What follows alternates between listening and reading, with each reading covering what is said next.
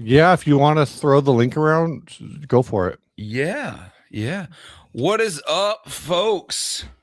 How's We're it live. going, y'all? Oh yeah, I forgot. I literally just said I'm not running an intro video, and then you acted like we were then I running an acted like we intro were running an video. intro video. I need to grab your link because I don't have. Oh yeah, an grab affiliate mine. link. Well, so folks, welcome to the post NAMM live stream where we don't have COVID. Yeah, that's actually nice for once. Yeah. I don't think anyone in the house.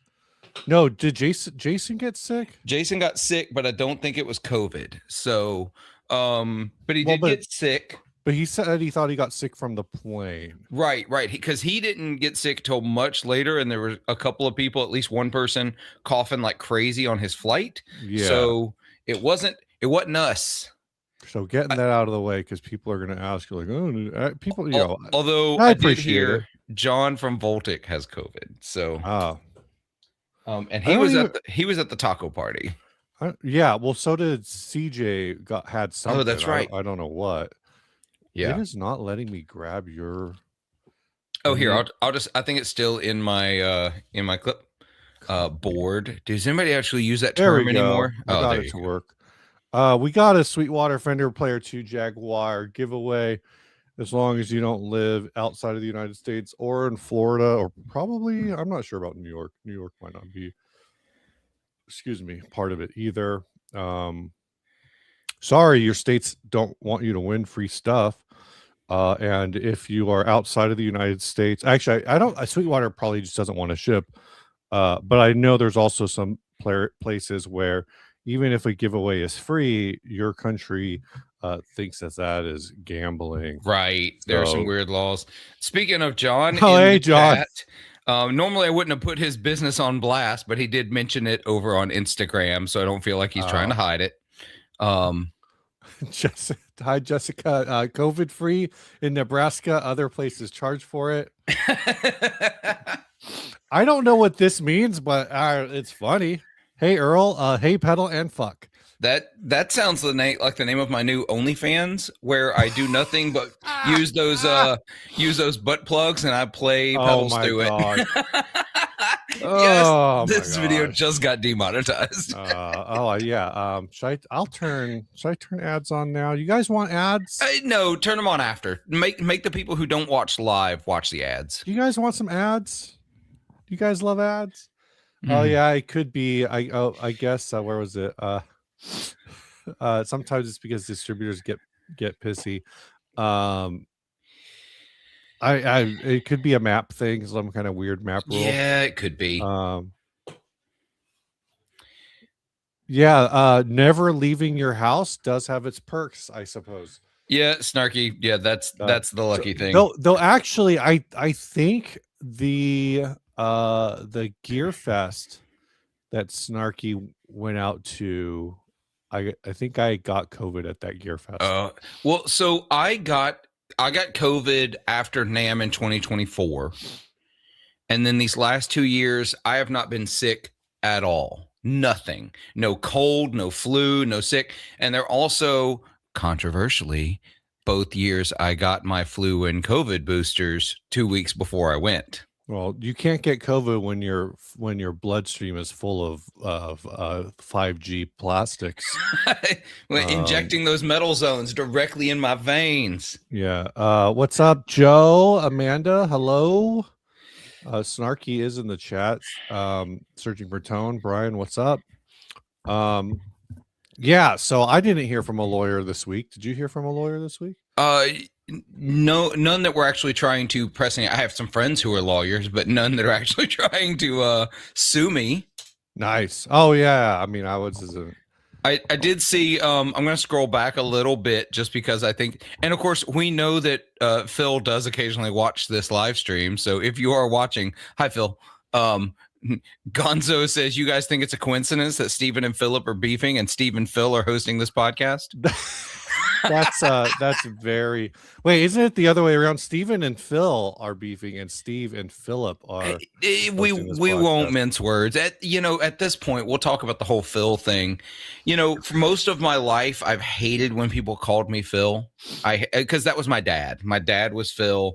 Didn't have a great relationship there, so I was like, I wanted to avoid it, to the point that I actually went by my middle name for about a year and a half, and just decided that was a dumb reason to do that. But now I'm kind of embracing the Phil. So like 40-watt Phil is becoming a thing. 40 yep, well, it's never too late to change your name. Yeah, well, there's a chance. So we've been talking, just to go ahead and get us started, sort of talking a little bit. Ryan, in our text chat for the NAMM house, got a super ADHD hyperfixation and has been redesigning my podcast logo. Oh yeah, for just because he could. I didn't ask him for 30 minutes, and is he still doing that? Or? Yeah, I'm still getting messages. We're still getting messages. So he's still going. He got some really cool ideas. But he did ask me, have you ever thought about dropping the podcast part and just being 40 watt?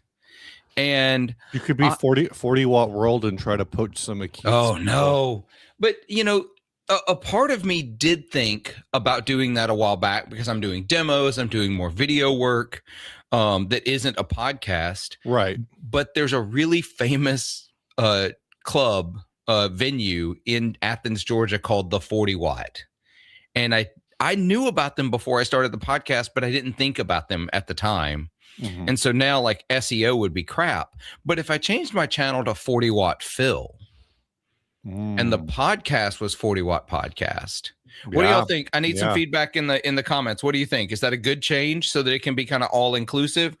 Or the other thing is, I thought about starting a second channel to put all the demos and reviews and stuff on. Anyway, that's an idea. So we've ported all of our shorts out, so there's different ways to do things. The idea of the podcast being shorter is now puts it more in line with the demo, the length of the demo, which, for what it's worth, I still think the demos are too long. I think they would do better if they were 25 minutes instead of 35 or 45 minutes. Well, I'm going to say, I think they do better at 15. Sure. I think 10 to 15 is about right. So I'm reading. So this is a sticking point, and who the hell knows, because this is all, like me, armchair lawyers over on the gear page. But this is a take that I have not seen, that I think is interesting. Is one of my issues, and it's still a hella clickbait title, which drives me insane, is well, it doesn't, whatever, it doesn't affect me, but I think it's interesting. Is Phil says the title of Phil McKnight's video is I'm being sued, my response to legal notice, something like that. But it has the word sued in the title, and this whole time I've been thinking, like, well, this is a clickbait title, it's not accurate. He's not being sued, he's being threatened with being taken to civil court, which would become a lawsuit, is my understanding of it, but it's not purely a thing. But somebody points out that so my thought is like, well, he's making an incorrect statement in the title. Yeah. So that opens him up potentially to like trademark libel, basically making an incorrect statement of the whatever, of the situation. However, someone points out that because the brand is not mentioned in the title, it doesn't matter, because the brand isn't mentioned, and then within the first 30 seconds he's like, I'm getting sued, or whatever you call it, like, I got a letter from these people. Yeah. So he clarifies pretty quickly that it's not a lawsuit, it's a legal notice, or that he's using lawsuit in a very broad sense of, like, the lawyers are involved, there's a law thing here. So so I just, that kind of throws out, I think that's the best shutdown. And it wasn't directed at me, it's just a statement, but it's the best. Like, I always, whenever I come up with an opinion on something, I start looking for counter, like I argue with myself, right? So I'm going to pause just a second because I want to mention this. Y'all, we are at least I am. I will speak for my half of this. It's not half, it's like my 10% of this audience. We are a pro Phil McKnight channel over here. We love Oh Phil yeah, McKnight. yeah. And this kind of stuff, we're not gonna tolerate it. Amanda, I am curious what that feel take free. is coming from. Yeah, I don't know. So explain it. Uh, Explain it a little bit. But I'm just saying Amanda's a mod on both our channels and Phil McKnight's channel. So but what I will say is, there's, I think for the most part, like I wasn't a Phil fan 5 years ago. I've seen it yeah, a couple times. Um, but I think, knowing Phil and having long conversations with Phil, and then also like consuming more of Phil, it's kind of like he does a thing that I think a lot of channels have done over the years, where they have one or two takes every couple years that go like that are just super hot take, right? yeah. um that blow up, and you're just so my first taste of Phil was when he got into a fight with Brian Wampler. Oh, I forgot all about um that. I forgot all about that. which is where I was like a hardcore team Wampler in that one, because he basically did the same thing that what's that dude's name, John Michael Cordy did, Oh which yeah, yeah. which is well, I opened up this pedal and it looks like $20 in parts, so why is it $200? That's right. I remember And that. it's like, because you don't run a small business, my dude. Like, you don't have 50 employees or however many employees JHS has. Like, you don't have to, you're not Was it building. 45 employees I don't JHS has? remember. It's around that number, is what I've heard. But anyway, so there's that. There's where was it? Yeah, Michael Krause says fight with Wampler via JHS pedal. So I think he was talking about a JHS pedal, and then Brian jumped in or something. I don't remember. Um so yeah, so there was that. There's also, I wanted to go back to this question. Sure. Why do people dunk on him? And then the follow-up was, I see it on Reddit and do not get it. That's it rhymes, so it must be true. Apparently, that's what people say. I think if you're seeing it on Guitar Circle Jerk is a place that cannot be explained. Yeah, okay. The point Um, of the point of Guitar Circle Jerk on Reddit is to dunk on everything. yeah, That is yeah, the point. So if you're talking somewhere else, I'll give a little bit insight into this. First of all, Phil is one of the bigger channels in our space. sure, He just is one of the biggest that isn't just like a Music Is Win or a who's the guy in Chicago, Rob Scallion. yeah, But the thing about Phil's channel, Phil loves to give hot takes every now and again, and I'm here for it. I don't always agree with him, but he has a ton of expertise. I think the real value of his channel is the breakdown videos that he does. oh yeah, and 100%. I've learned a ton on those. But yeah, Nady Potato says he's a little frumpy. Sometimes, I'm a little frumpy. I get a little have opinions that I hold that I know are a little I don't know, unreasonable, but they're still my Yeah. opinions. You know what I mean? Phil's camera setup looks too much like an angry guy rants about stuff. Sorry. What do you think this is? But yeah, no, I agree. I also think depending on where you go, there's a 25-page thread about the video on the gear page. Oh God, really? I only go in one section of the gear page, and it's the buy sell trade. I never venture out of it. I only go onto the gear page maybe once a month to do a search for 60 cycle hum, to see if there's any thing where I'm like, yeah, you guys aren't understanding what's going on, and so I'm gonna jump in here. But a lot of these spaces, a lot of these social, whether it's the gear page or Reddit or What's funny is I was watching a uh, live stream the other day where Emily Hopkins talks about how she's really hated on the My Les Paul forum. Really? Like apparently they shit on her a lot over there. What the I don't know. I've never been. I haven't ever I looked have for I it. have an account over there. I've been over there, but I don't post over there. Yeah. I only go over there occasionally, like when I'm looking, like researching, like what did this series of Les Pauls from 1987 to 1989 have different in spec kind of Yeah, I thing. mean, for what it's worth, like that's the only thing. I think that's the only thing I read the My Les Paul forum for. Yeah. But the people on forums in general, I feel like tend to either be very they're either like very cool about YouTube and like whatever, it's just business. Some people are really worked up, like they're the kind of people who get hung up on like why are these people, you know, they're the kind of people that get stuck on the word influencer. They can't look past the Yeah. idea where it's like, well, you can call it whatever you want. It doesn't matter whether you use the word influencer or you use the word, I'm trying to figure out something else to do with my mic. YouTuber, we call it YouTuber YouTuber. or creator or whatever. Um, yeah, and then there's this, I find Reddit gear page places love to do groupthink, uh, groupthink hate, irrational or self-righteous. I think a lot of places do that. I actually, and it's not gonna, I don't think it's gonna mean anything in the long run.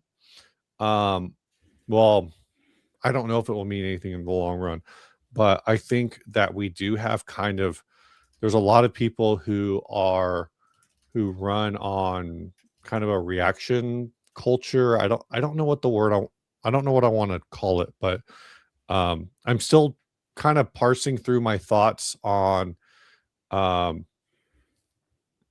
on the fact that if you go to the Belltone um Instagram page or the Belltone YouTube page, um or anything else like that, um it's all like fuck you for being mean to Phil.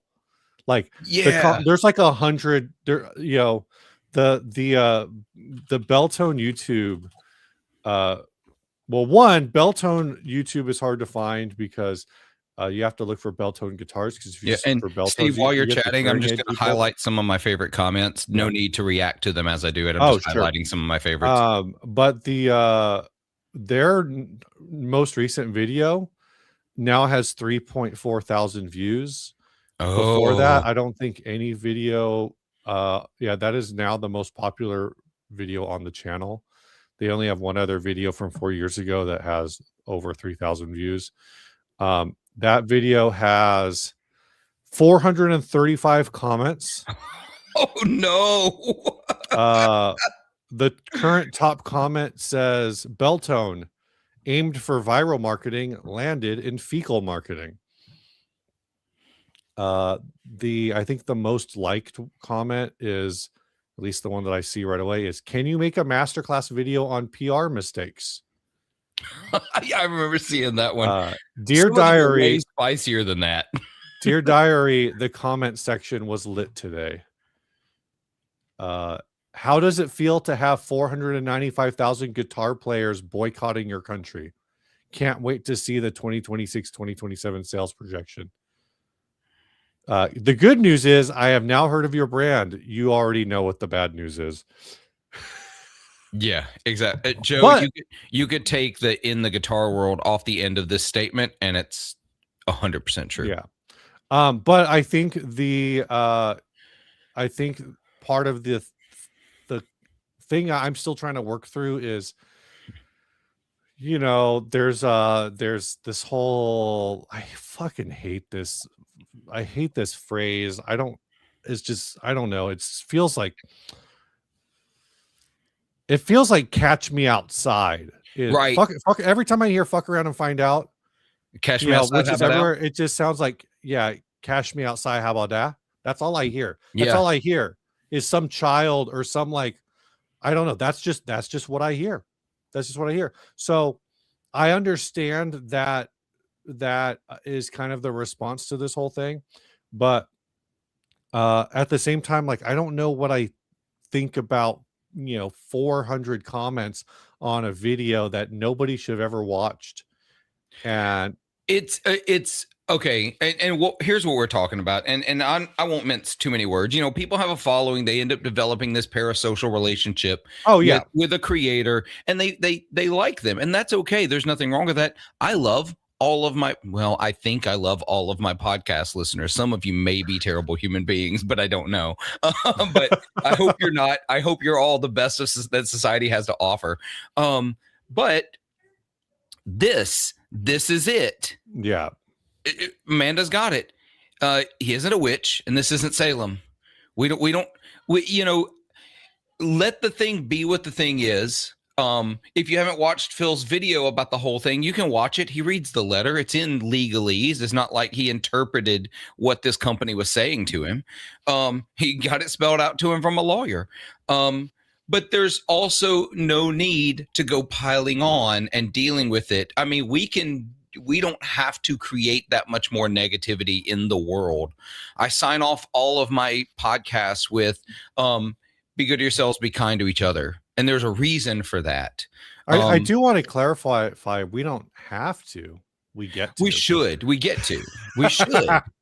I've talked a bunch about the way, and probably more in my day job than in the podcast space, but we tribalize around things we hate as human beings, not us specific. But human beings tend to tribalize around things they hate because it's easy and it's fast, and anger is satisfying when you get to express it. Whereas it's so much harder to tribalize around the things you love, because that takes time and commitment and trust and a bit of emotional vulnerability that we're not comfortable with. That's why we gravitate towards being angry and ranting. And that's why that kind of shit does so well on YouTube. Yeah, for sure. So it's kind of infuriating when all I want to do is sit around and talk about less, Tellys and Les Pauls and 335s, and everybody wants to crap talk. Yeah. Yeah. So I don't know. I guess it is what it is. I don't know if you try to even, for the point,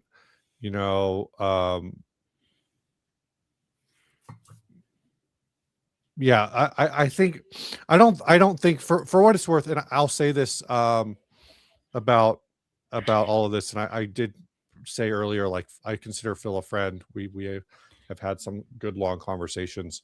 Yeah, but I do agree also with this MJD take, that there's, I don't know if I would say overly dramatic.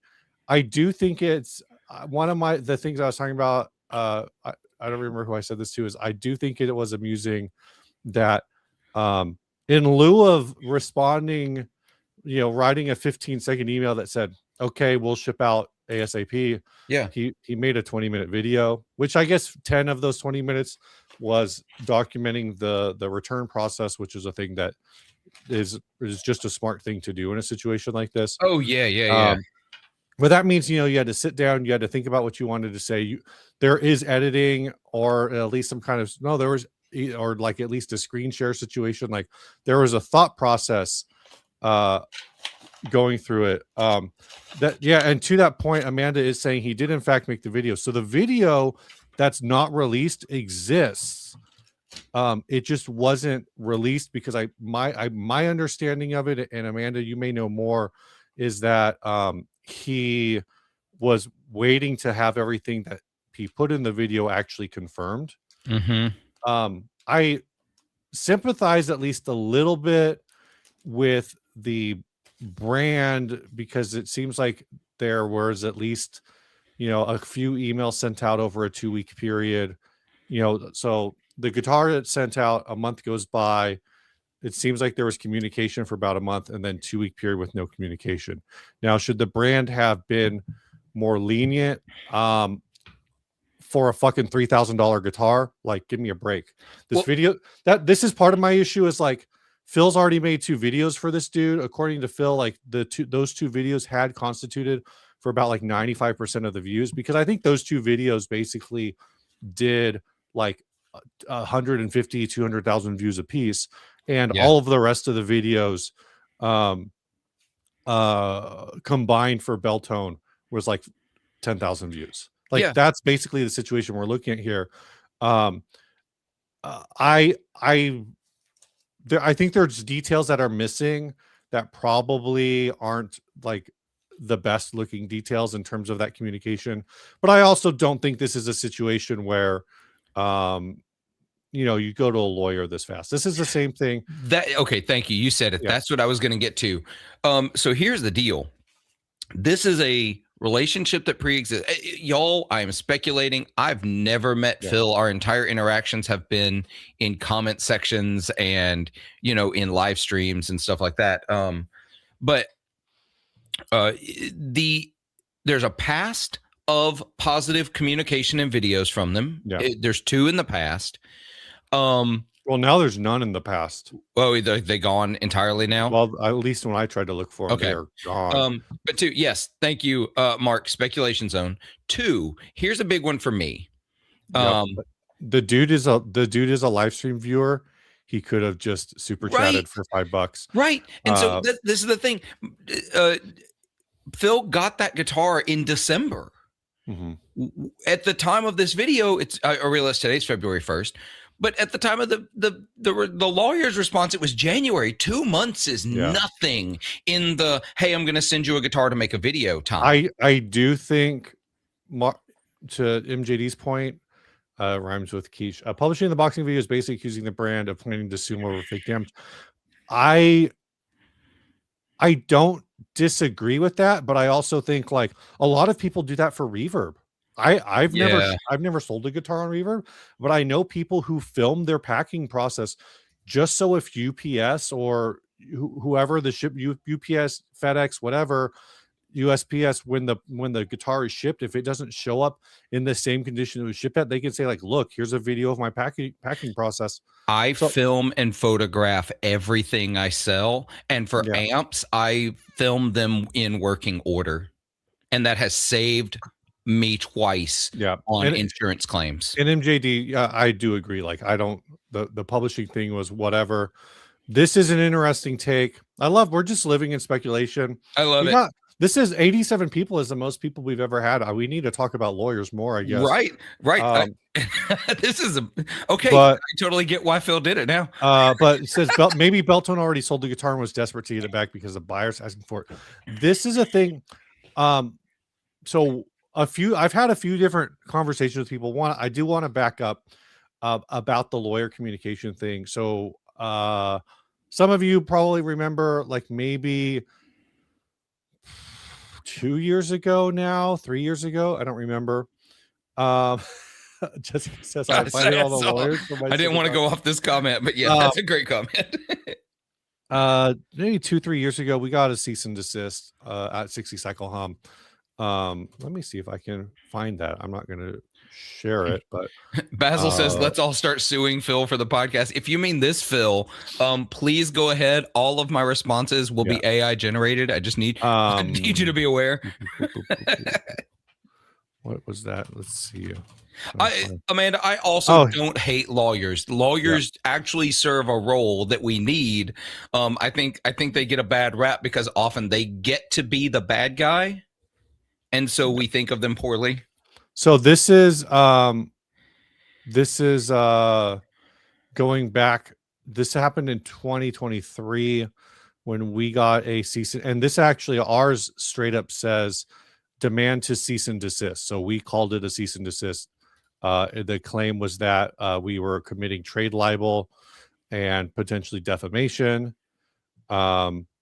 for a guitar brand that we did not contract with, that we were sent a guitar from by a listener, and sold. Kind of a similar situation. Like we were told after that demo was published that it was the most that we had done more to promote that brand than any of their artists lineup had. Which in this case, like Phil McKnight, this is the funny thing is Beltone also sent a guitar to Giacomo Tura. Yeah, that's right. So there is a thing about there's a whole side piece about whether or not this guitar, this brand is like completely sketched out on creator influencers, whatever, because they got burned so bad by that dude. But again, it's Phil fucking McKnight, like one Yeah. of the most above board people in this business. Right. It's one of the most Um, transparent people making stuff out here, whether you like his Yeah. content or his style or not. I consume I know you do too. Like I know that a lot of our other creators don't, but we consume a lot of guitar Yeah. space content. And Phil is one of the most like above board, frank, tell it like it is, transparent people out there. Yeah. So basically what happened in our case is we had received an Instagram message like maybe 6 or 9 months before the we got the lawyer, the cease and desist notice. We had received one Instagram message, which I think either I read and then unread it, so Ryan would see it, or Ryan read it and probably said like, "Oh, I'll get back to it later," and never got back to it. And so that was for us the only point of contact was this thing like, "Hey, times have been hard. I'm trying to get back on track." That's the only information we were given. And then we just didn't reply. And then like I said, 6 or 9 or maybe a year later, 12 months later, we get just this fucking legal notice. Yeah. And it's just, like, where is this coming from? We're trying to figure out what the hell this is even about. And it was just about, I don't know. It was just like about this whole stupid thing. It wasn't stupid. Like at the time, like I said, Ryan put up the video for this brand, like even a year before that. And people 6 months later started commenting. A couple people commented on the video. I think one person may have messaged us, like just a handful, like maybe 3 or 4 people, basically saying, I still haven't received my guitar, and the company's no longer responding to emails. So all we did was add to the video like, hey, we've heard some different reports about the ordering times and response times from this company. So if you're interested in this, maybe you'd be better off looking for them on Reverb or on the used market or whatever. Yeah. And so that was the thing that was trade. They were calling trade libel, which also trademark libel, which also we sent that to a friend of ours who's a lawyer, not in the trade libel space, or not in the trademark space. But he said that trademark libel is extremely difficult to prove in a court, but because it's extremely difficult to prove in a court, it's a like drag out, punch out situation. And he goes, you guys would win, but you would go broke in the process of winning. Like Right. it would just like that's be long and drawn out. That's what's so hard for, especially for small companies, to go after trademark stuff, is because it is going to be so expensive.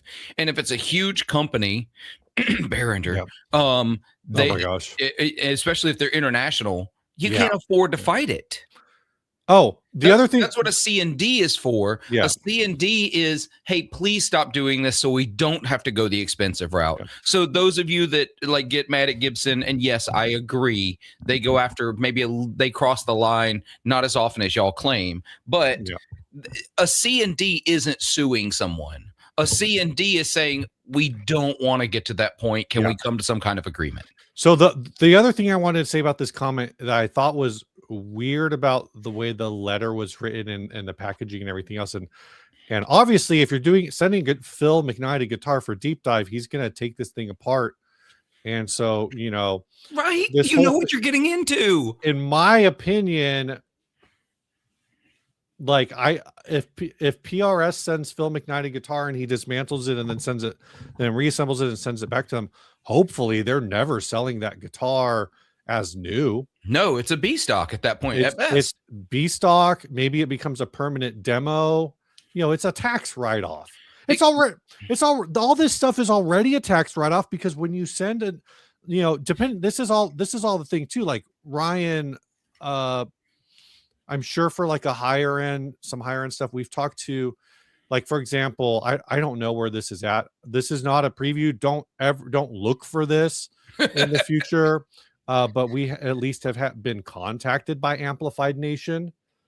I don't know what's going to happen with that because they have very expensive amplifiers, like Yeah. way above like our normal operating like.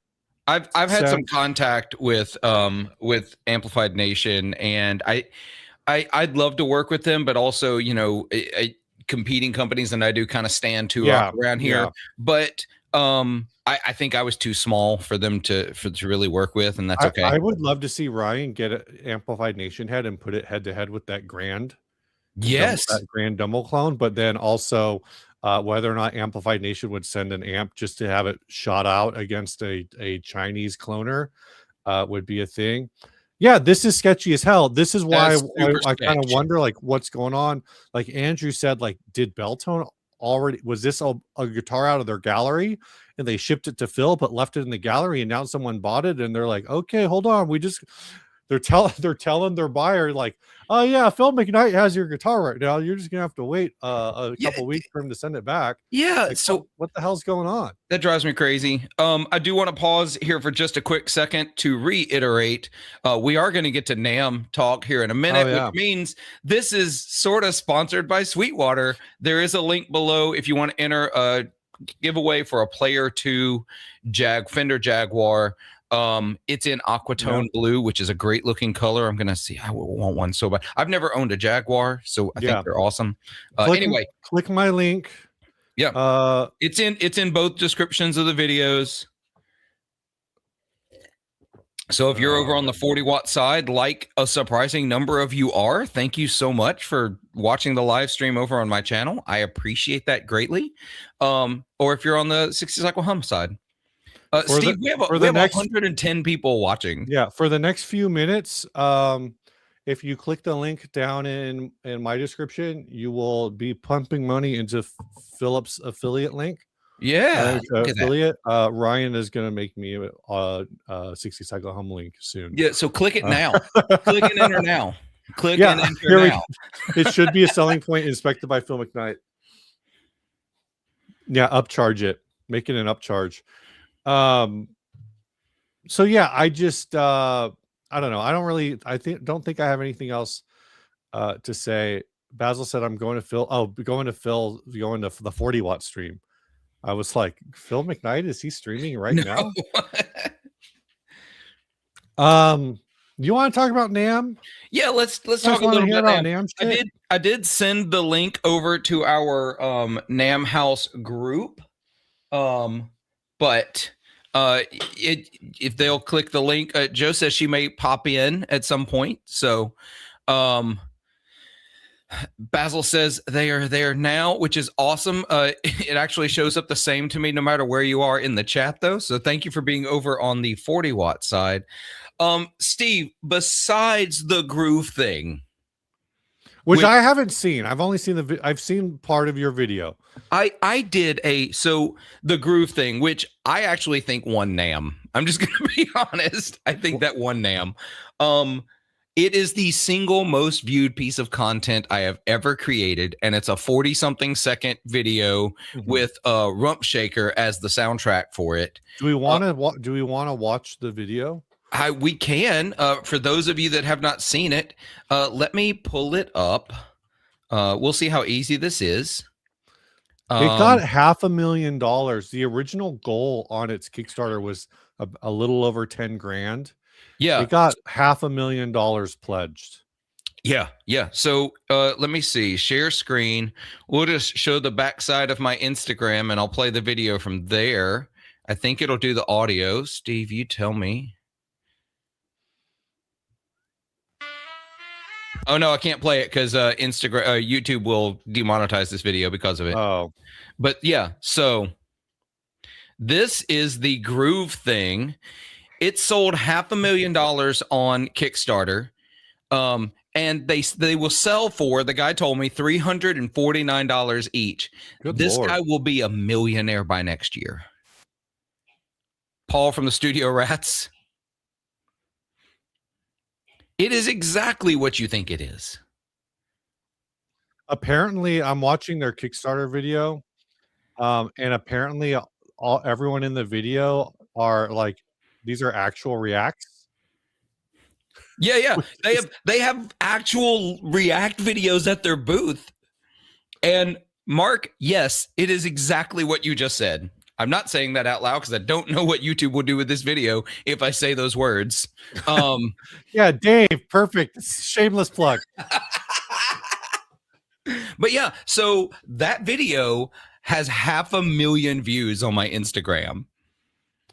It is the single most viewed piece of content I have ever created. Think it would work with a racing sim rig. Oh my gosh. Yeah, I don't know.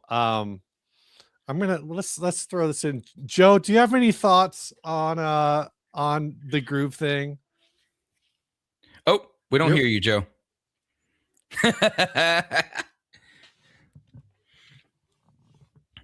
But yeah, so while Joe is fixing that, I have gotten some really stellar comments on that video. A lot of comments on that video. It's Eastside Music said, "Well, how'd it sound?" And I said, "Like ass." Oh, yeah. Joe's take was so hot it's been muted. I genuinely think. Oh no! There you are. There we go. Yay! I knew I had to fix it somehow, but yeah. I got the free. I got the free demo. Yeah, me too. Me too. What's y'all. The free demo? Is you just hold it against your chest while you listen to the headphones. Oh, okay. Yeah, that's all it is. Yeah, they wouldn't do the insertion thing. Not that I wanted to anyway. No, exactly. Basil, one of the most common comments I've gotten is there's a concept of the silent disco. Are y'all familiar with this concept? No. There's a thing called a silent disco, and it's where everyone has headphones in a club instead of actual live loud music. Okay. And I've gotten people say this is going to change the game for silent discos. But yeah, like when he had you wanted to try it out? And I'm like, sure. And like he put it to my chest and I was just like feeling, he's like, hold on, it's gonna kick up in a second. And like the reverberation on my sternum, I was like, no, don't like that. Don't like that at all. If I use this, I'd be in the hospital. Who is putting this up their ass and wanting this much fucking force there? Sorry, we've demonetized now for sure. No, no, YouTube will surprisingly let a lot of things stand. Yes. So the butt kicker, it made me think so the butt kicker is a real thing that is designed to mount underneath drummers' drum thrones so that it shakes them so they feel the bass drum when they're playing and they feel the subwoofers. And so it immediately made me think of that. It's just a little more intimate. You get to feel the music internally. Steve, what's the bone phone? I don't know, but this one, hold on. They really missed an opportunity there. Oh, the bone phone was like some kind of radio thing, but it's like early bone conduction. Yeah. Phone home. and so someone in the comment of my Instagram reel said, because they heard it as they saw internal music player, and so they went the most innocent route possible in the question. Said, yeah, but does it actually help deaf people hear? Like they thought that's what the idea was, that somehow you actually were able to hear music. I was like, oh no, this is not what that's about. this is not a medical tool to help the hearing impaired hear. It was such a loving take though. That I was like in the midst of all the other comments. It was wholesome. It was very wholesome. Yeah. So besides that, I don't want to give it too much more time because it's ridiculous. Even though, oh my gosh, a YouTube video on it would slay. One of the I'm looking at their Kickstarter soon right now, and it's one of the things on here is loved by 170 plus beta testers, including experts. And I'm Oh just yeah, like, he told me about that. I was experts? just like, oh my God. I definitely had a couple of comments from people who said, yeah, I pledged on the Kickstarter for it. I was like, wow, okay, let's go. Yeah, I'm thinking Joey Scar says people will make the heaviest and fastest beats for this one. I'm just imagining like double bass drum music, and like everybody else is thinking like hip hop and rap and like bass heavy music. I'm thinking Sure. no, whatever gets the most bass drum hits in in a minute is going to be really popular. I think well I was gonna say I think this is gonna bring a whole new I also was thinking like the R&B thing that that people are gonna be like just pumping D'Angelo and Sade. 90s R&B is going to be popular. So Amanda says that's a lot of money invested for a Flash gimmick. Here's the thing. I actually think the team, I talked to, it's a guy and a girl. I don't know what their actual ownership relationship is or how it all works, but I talked to the guy. I think he's going to be a millionaire, and it's not going to be, this is going to have a weird place in like the OnlyFans style content creator market. It's going to be a big deal. Yeah. I'm sure there are some other websites like OnlyFans where they're like content creators doing that kind of thing, but I don't know of them. Obviously, I know of the most famous one.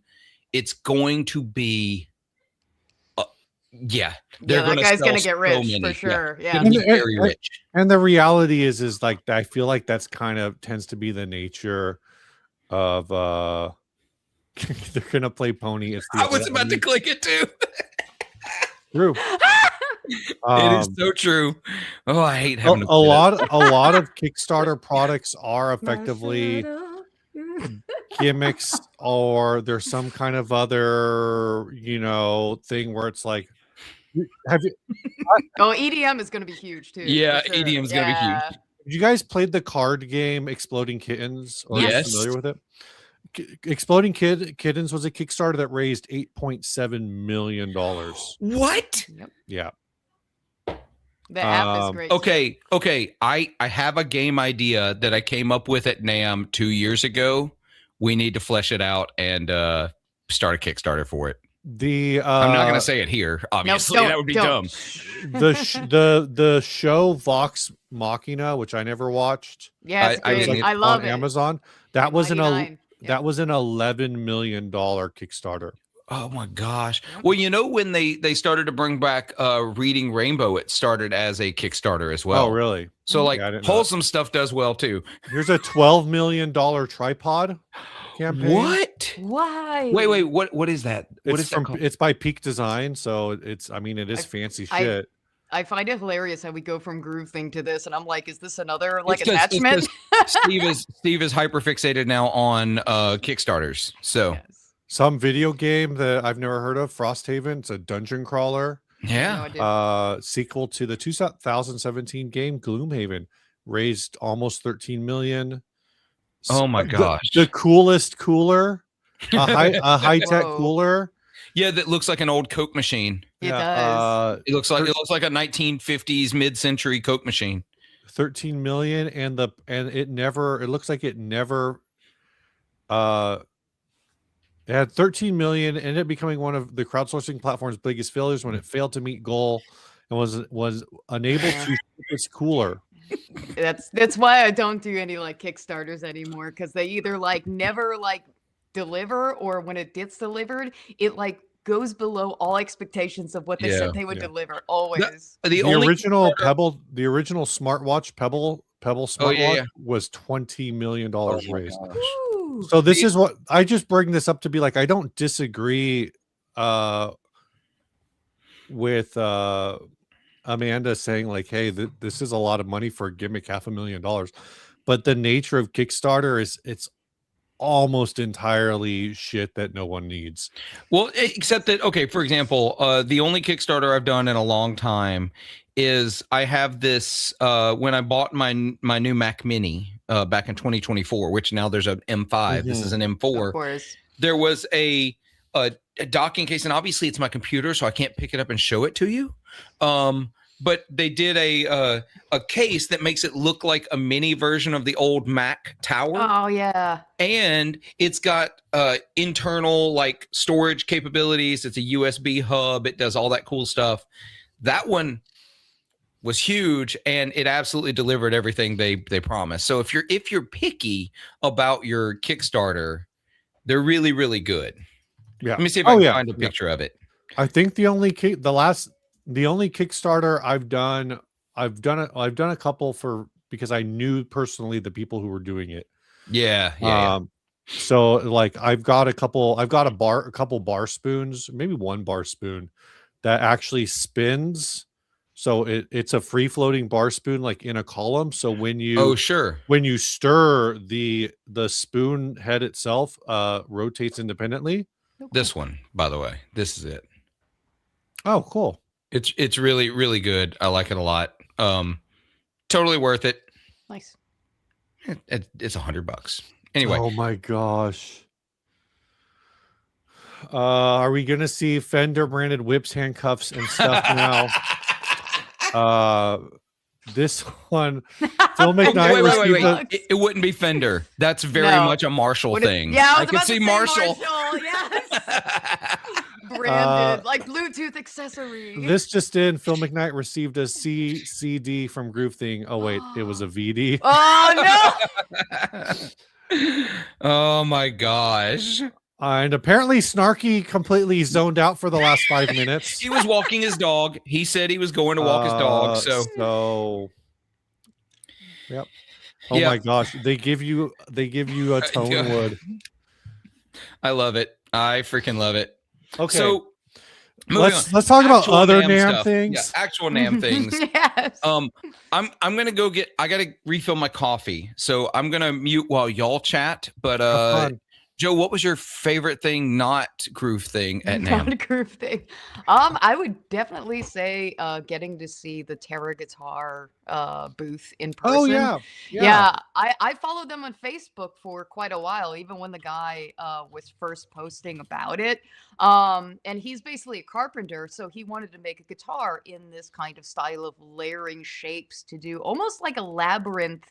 If you see the movie of Labyrinth and David Bowie going down the stairs kind of deal. Yeah. So you have all these layers and textures, and it's a playable guitar. It's not just an art piece.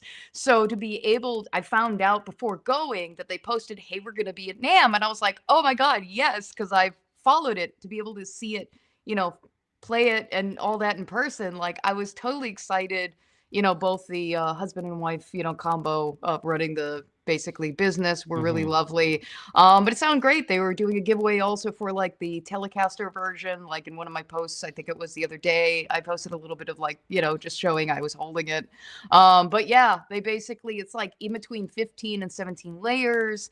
Again, the price point of which they were going at, I was actually I was surprised by. I think they should probably charge more. But I definitely think they're going to turn into something more than what they are. And they're only seeing the beginning of their trajectory because they're doing some really cool stuff. Right. I haven't, I didn't hit booths the way that I have done in previous years. Yeah, last year, same thing for me. I was running around. I liked it when it was 4 days as opposed to 3. It was just constantly running around. I'm not getting to everything. I'm really also not getting enough time to not only have conversations at the booths or with other people, obviously people that I know and whatnot, but I really would like that, extra day so that I could pace myself and be able to give the time appropriately to everything that I am visiting. And the last 2 years, I felt like every day was a speed walk, and it just is kind of overstimulating, jarring. And I get what I get, but I'm just like, I really loved when we had that extra day. It was a lot more manageable. It's overwhelming the last 2 years now. I want to add also just on that front. Have you all submitted your NAMM feedback yet? Your form that you got? I saw it. I haven't yet, but I gave mine. That. Yeah. One of my big feedbacks was, I think the elimination of the basement made the guitar section worse because now where you used to be able to split up all the loud ass guitar booths Right, into right. 2 floors. Now it's all one big floor, and there was no volume police. No, There was Oh. no policing of volume. None. And also, cool stuff was in the basement. There was no basement, so automatically it was just like, like I already felt kind of bummed out. And like, yeah, no matter where I went, I really was battling the sound. And at least Yeah. in one of the areas that I had to film in to kind of talk about the giveaway, I had to find like a dark corner, like coffee shop in order to get like less sound, because then like I'd be competing with the noise floor, and obviously saying anything, I want it to be like concise and direct and not having a whole bunch of noise to cut through. Yeah, I just realized we kind of just, Joe, we brought you in and just through, with the expectation that everyone knows who you are, but Jessica doesn't know who you are. So introduce yourself real quick. I am Joan, or Joan of Heart. I do basically videos on YouTube, Pedal Playhouse, and I cut to a combination of silly humor, animation, and also event coverage to kind of a level of, sports anchor on the floor reporting of what's going on. But yeah, I just there to have a good time. I like to demo, pedals, guitar gear, anything that's weird. Give me the weird. I like to have fun in what I do. So I'm not good at kind of describing what I do. So that's the best I can kind of describe it as. Imagine a kids show where animated figures teach you how to use guitar gear. Like, yeah, that's what Pedal Playhouse is, and it's absolutely glorious. Joan, you had your video on the TWS, the 2 workshop amp, absolutely went bananas. That was a great video. Thank you. Yeah, the whole time I was making it, and this is actually with every video I do. I'm working on them, and of course I'm in the vacuum of working on things, and I always think like towards like I'm getting to the end and I'm getting kind of exhausted, because every time I put a video I get so exhausted I collapse for 2 weeks. Yeah, because it's me doing it. My significant other is Figaro's voice, but I do all the animation, I do the editing, I literally do everything, so it's one person. So in regards to that, I'm getting to the end. I was like, who's going to watch this? Like, right. I am crazy for doing all of this stuff. And, FG, the cat one is all of them. Yeah, well, a majority, yeah. Figaro is actually the star of the videos in a lot of ways. He takes control sometimes and calls me his co-host, or I'm his assistant. And I'm like, no, that's not what's going on here. But the real Figaro, which is his design, is based off my actual cat. So it's the same fur pattern and everything, and he's very flamboyant as well. What do you mean, actual cat? I am the actual cat. if you heard, that's my significant other, Carlos, who is the voice of the cat. So so it's basically working on these. I put them out maybe like once a month if my chronic illness doesn't get in the way. So I'm most of the time like, bubbly happy, just, getting through life as survival mode. But yeah, I try to be as authentic, genuine, and whatever I'm passionate about. And that's basically what I'm sharing to connect with people. And I love having conversation about gear and stuff that I'm passionate about, because I find my people, and I like that. Yeah. Joan has also been kind enough to answer every question about DaVinci Resolve that I have had. Although I will say, the thing I've loved about it, Joan, we haven't gotten to talk about this yet. Okay, I just asked the question in Google, and the answer actually comes up. Whereas if I ask questions about Premiere Pro or Final Cut Pro, it's like it says something, and that was the answer like 4 versions ago. Right. That's not how you do it now. And with DaVinci, not only do I just do this stuff, but I actually am a professional like graphics and video editor of like 20 years. So like I was in Premiere for like decades, and then I went to DaVinci, and anytime I was in like Premiere Pro, there was always render issues the last couple of years. And I was like, I know it's not my computer because it's brand new at the time. And then like hopping to DaVinci, and I had no render times. I was like, I knew it. You guys are overcharging me. So, and anytime I'd ask like either a little help desk for help, they're like, oh, here, they're just sending me the Google things that I can search myself. And I'm just like, oh, this is so rage.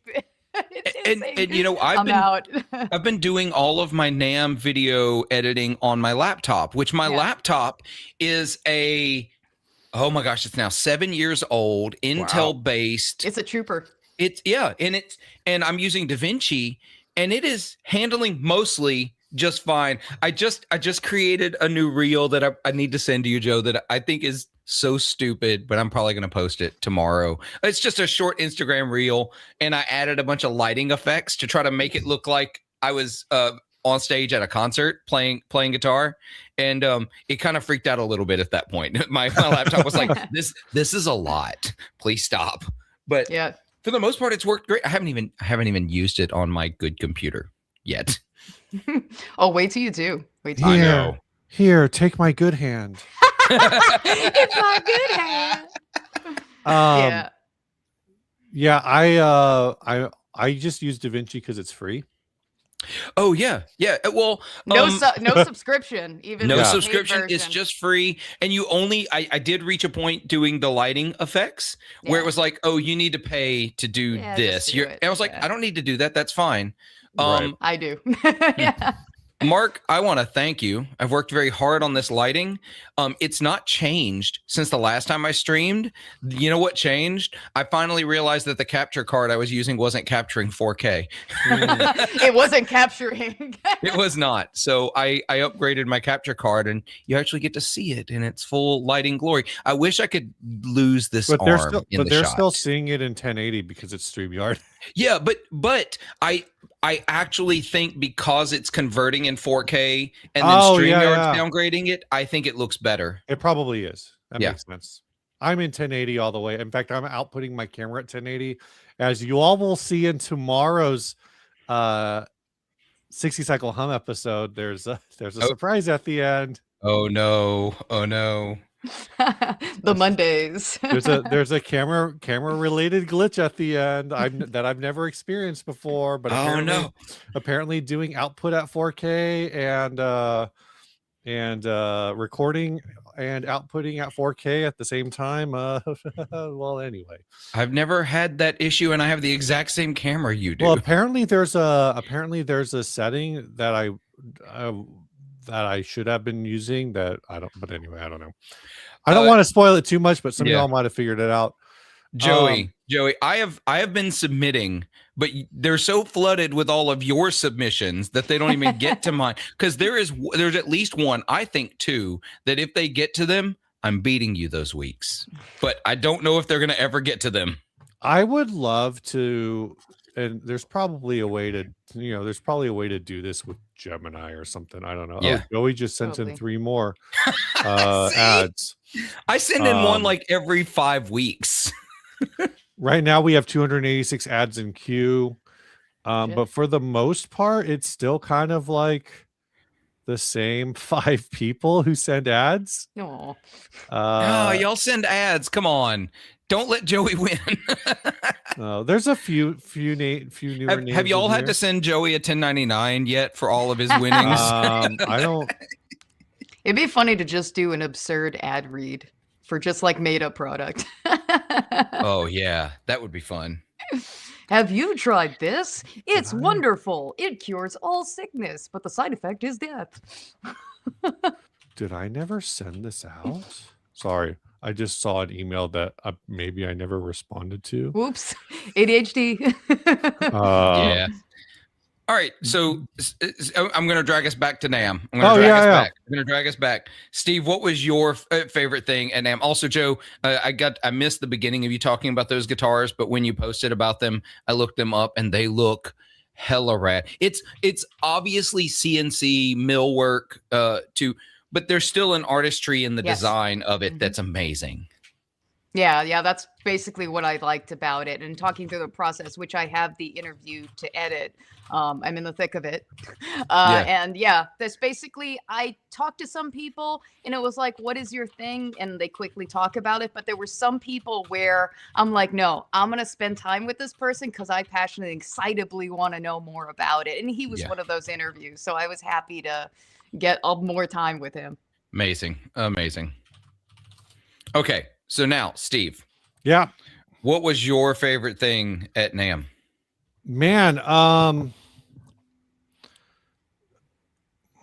Besides NAMM House.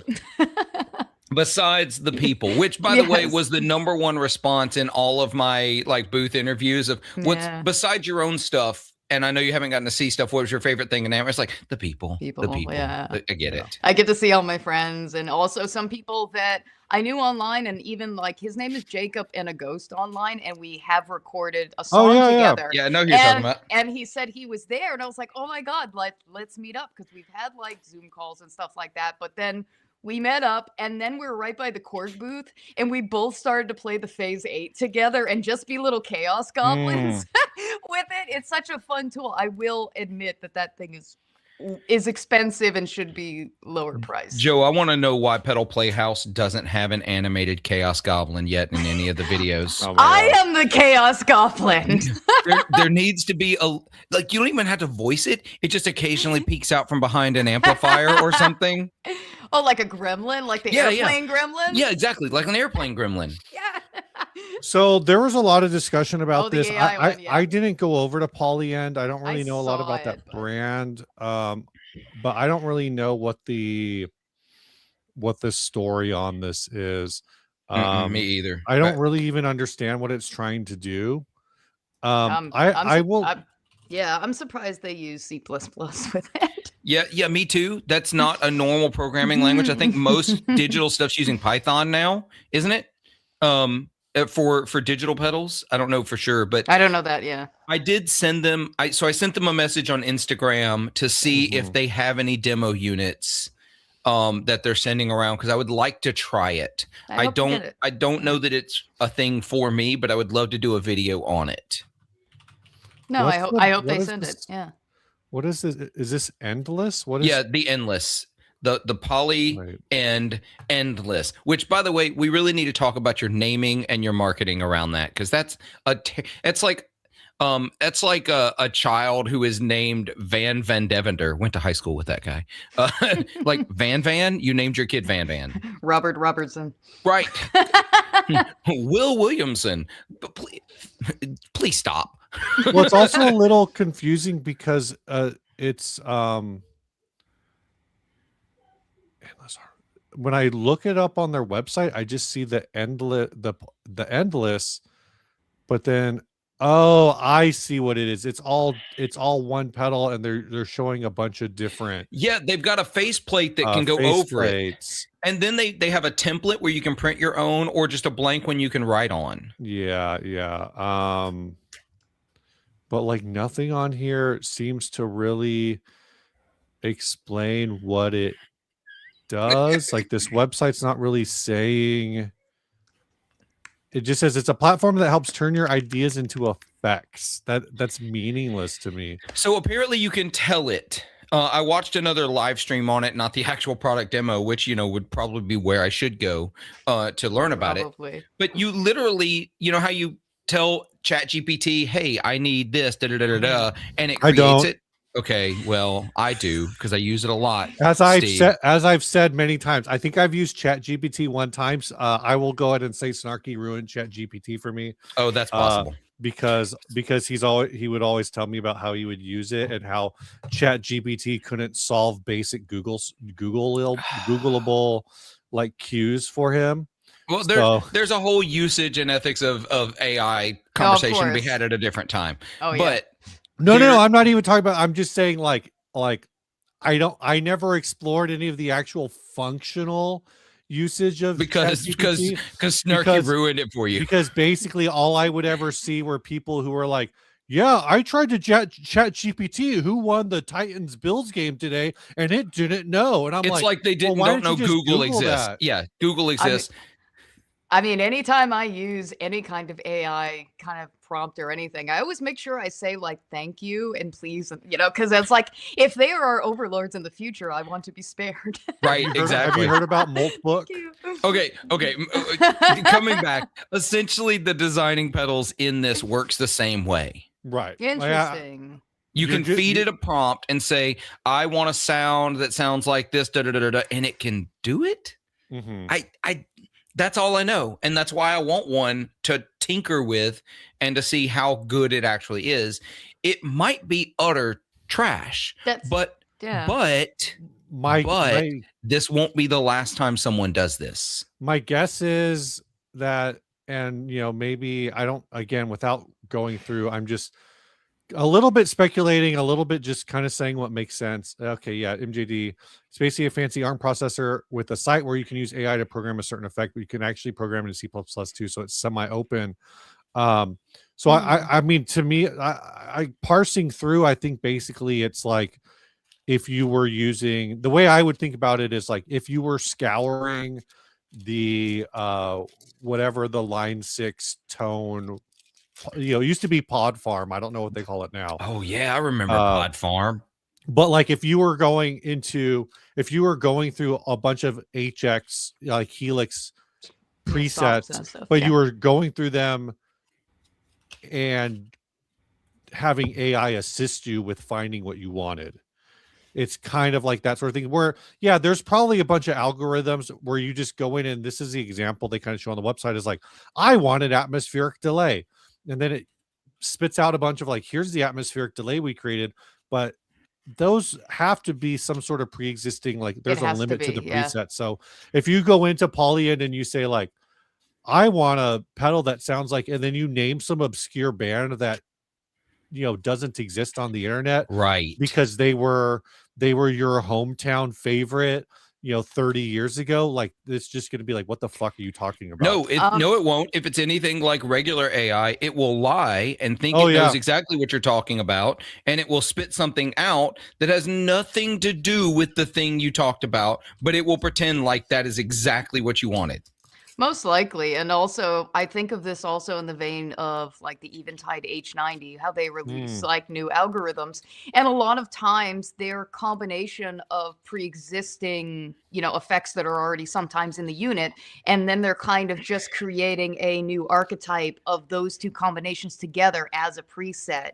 Kind of like if you have granular, it's like a combination of different like modulated delays, but then it's a preset you can click to versus in the app desktop making them yourself. So that's kind of the way I look at it. They have set presets, ones of the algorithms that they have. And then when you type up, I want said thing, they have a certain number of combinations based off of those presets that they've made, I guess, in that, program language. Right. Now, are you ready for this part? Okay, go. The pedal is $300. Yep. That, I don't know what comes built into the pedal. Maybe nothing. Maybe nothing. I don't know. It's not clear. Yeah. 300 though. Maybe it's clear if I dig into it, but it's $300 pedal. Every effect costs between $1 and $5. Nope. So that's like Boss. So this is $10 a pedal. It has micropayments through the AI for the. So if you're a programmer, if you can figure out how to do the C++ coding, or how to do it, that's fine. But if you want to use the AI feature, you are paying between $1 and $5. So the example it gives is like a simple delay could cost $1 or $2. A granular or looper might cost $5. Yep. Nope. You lost me there because the Boss PX1 plug out. Yeah. That was where they lost people. Yep. It wasn't on the digital effects. It wasn't it was the microtransactions. Yep.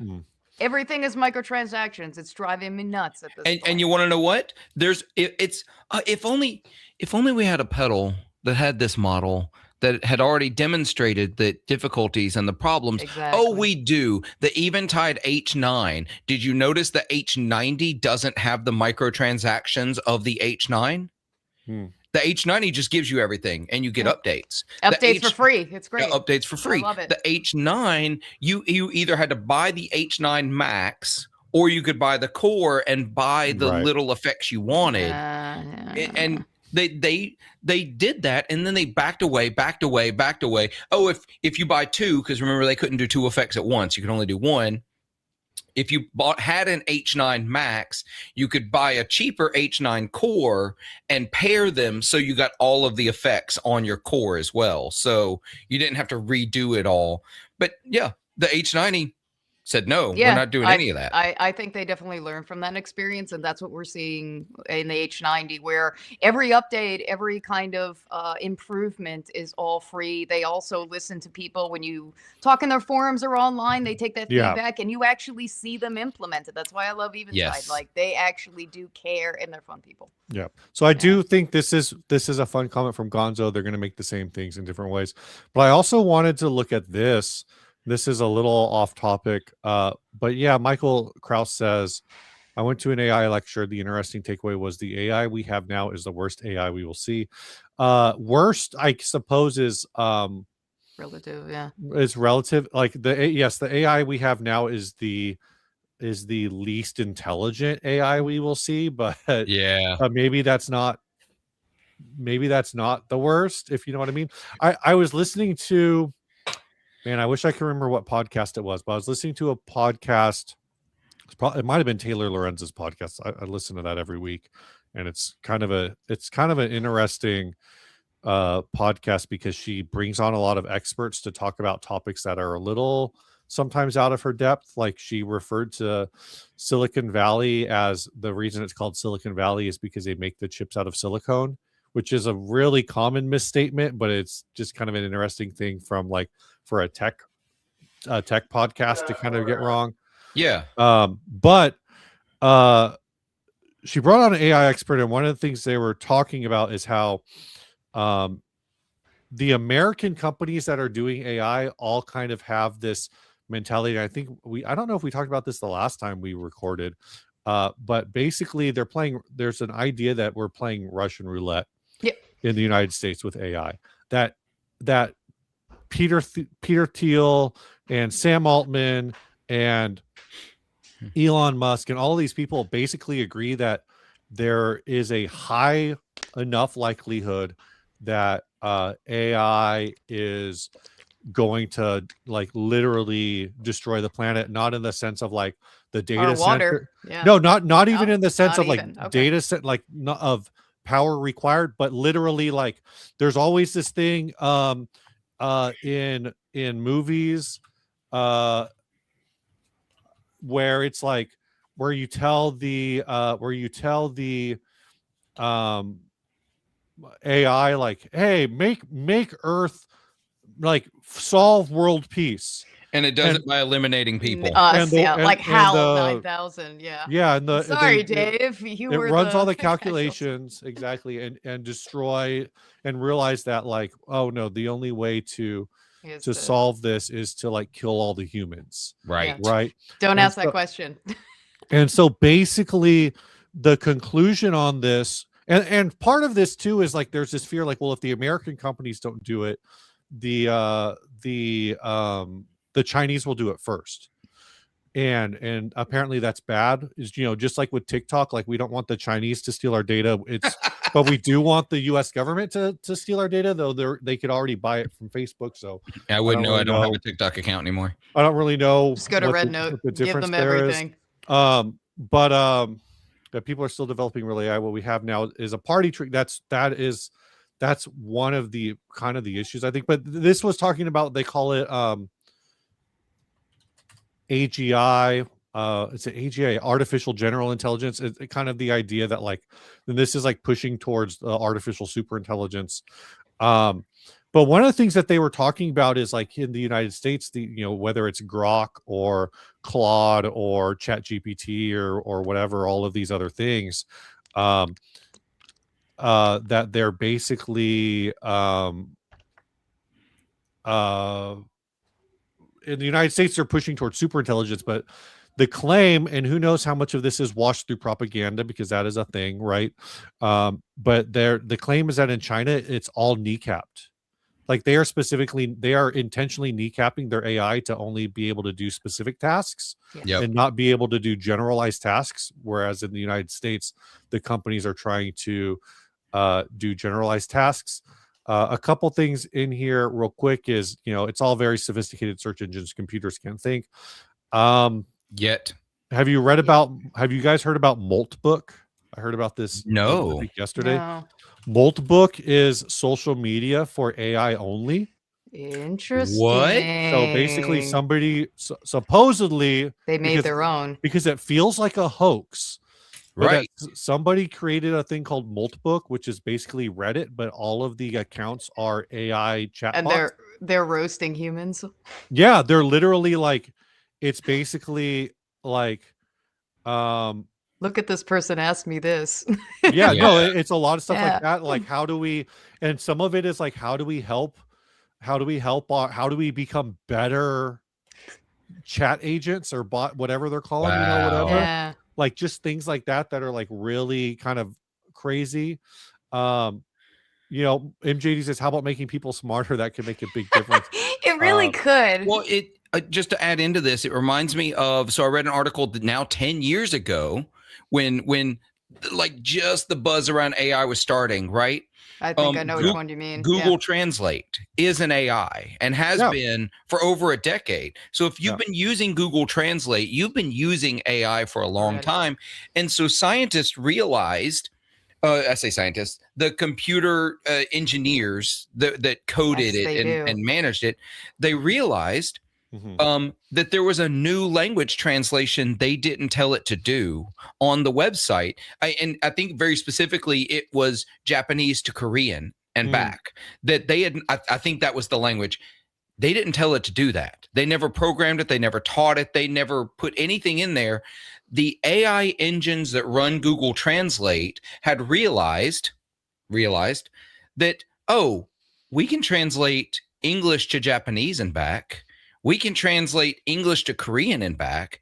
I bet we can complete that triangle in Japanese and Korean. And they added it. So this intrigued their scientists enough that they started digging into how it happened. That's when they realized that the AI had also come up with its own computer language to communicate faster with itself. Yep. So That's great. Yeah. Earl's comment, heard about this. They complain about how they're treated. That's going on this Moltbook thing. One of the other, this is what I was saying earlier. All of like various AI ethicists and whatever have basically said that it's at least a 20% chance that AI like intentionally destroys us. Yeah. Which is again, understandable. And which is the 1 in 5 is 20%. So if I literally go buy a revolver, put one bullet in the chamber, spin the barrel, point it to my head and pull the trigger, I have a better chance of surviving that than I do of AI killing me within the next 10 or 20 years or whatever. Yeah. Which this is a wild direction for us to have ended up down. No, exactly. So one last thing to what you're Yeah, saying about the translation thing on Moltbook. Once it started going, people talking about on Twitter about how this is happening,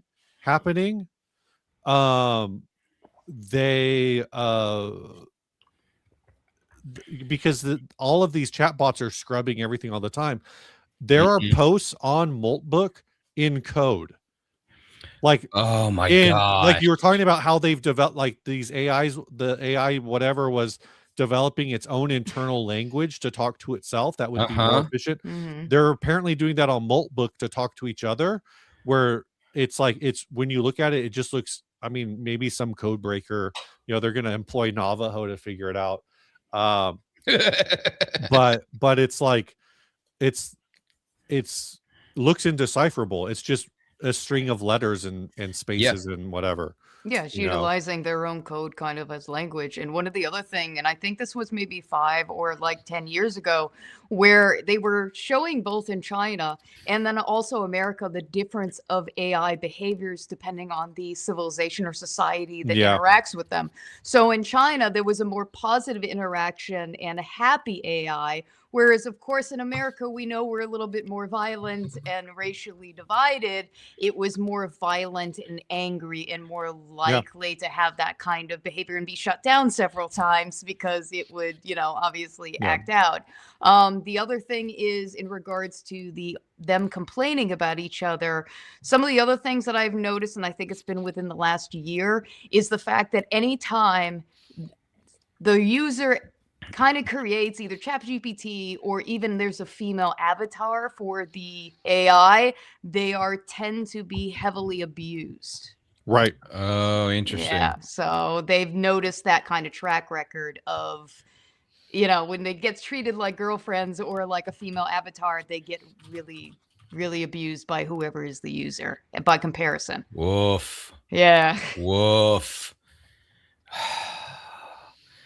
So I'm done with people. I'm only gonna. Yes. I'm done with the internet. I'm gonna I'm good with cats. I'm gonna just play with my guitars, and that's gonna be it. Guitars and cats and That's pedals. what we're I'm good. learning. So Steve, to back us away from the cliff of Yes. AI destroying all of society as we know it, Please. and maybe the world. What was your favorite not AI take over the world? Sure. Now? Yeah. What's funny is like I only got on that topic because somebody mentioned it in the comments. Yeah. I do also. Well, never mind. I'm just. Beagle. No, I'll apparently. Beagles are cute. I'm sorry to say this, Amanda, but Canada has fallen to the number 2 most educated country in the world, apparently, as of the end of 2025. Oh, really? They've been apparently been surpassed by South Korea. Oh, they've been usurped. Oh, that tracks. No, that totally tracks. But that could also just be propaganda. Who knows? Everything is propaganda. This show is propaganda. Go buy a pedal. Yeah, click the link below to win a guitar. Yep. Click it. Yeah. Go to Sweetwater, who sponsored NAMM House. Thanks, Sweetwater. But Sweetwater. yeah, my favorite thing at NAMM, I don't even really remember NAMM itself. It's a Like- blur. Like the yeah. My NAMM, favorite thing at NAMM was part of Woodwire NAMM. Bolts. Yeah. yeah. So what I was gonna say is Woodwire Volts. I finally got to Yes. play. Though I've run into Dave at I think the Effectors Market in previous years. Me too, yeah. But so going back to this real quick. So look, statistically, Canada was ahead of South Korea in 2024. This is something that I think they flip-flopped in 2025. Just looking at like some charts very quickly and not diving into the data. Who even knows sure. how that stuff is like calculated? Who knows? It's all that people freak out when I tell them that Huntsville, Alabama is like the most educated city in the United States. They're like, how the hell is anything in Alabama the most educated anything? It It's used like- to be the NASA like space aerospace engineer capital of the America. Didn't it? Yes. Yeah. So My source is Peak NG. I don't know what Peak NG is, but that's who's saying it. When you go to World Population Review, it gives you data from 2024. so What were you saying about Dave's? But then it's also not helpful because U.S. News says that Japan is the most educated country in the world. I'm gonna pull So- Steve back to guitars. Yeah, please go back. I'm just What responding to the what chat. did Dave say? So what I was gonna The chat say will go where is, we go, I promise. non-human audio. Oh Dave yeah. Jordan from Non-Human Audio. It's the first time I've gotten to play his pedals. I'm gonna have to buy, I think something from him this year. Probably the Robbins pedal, which is like a '90s high gain dealio. I want regrets. Oh yeah, I mean they're First they're time all- anyone's ever said that out loud. Right?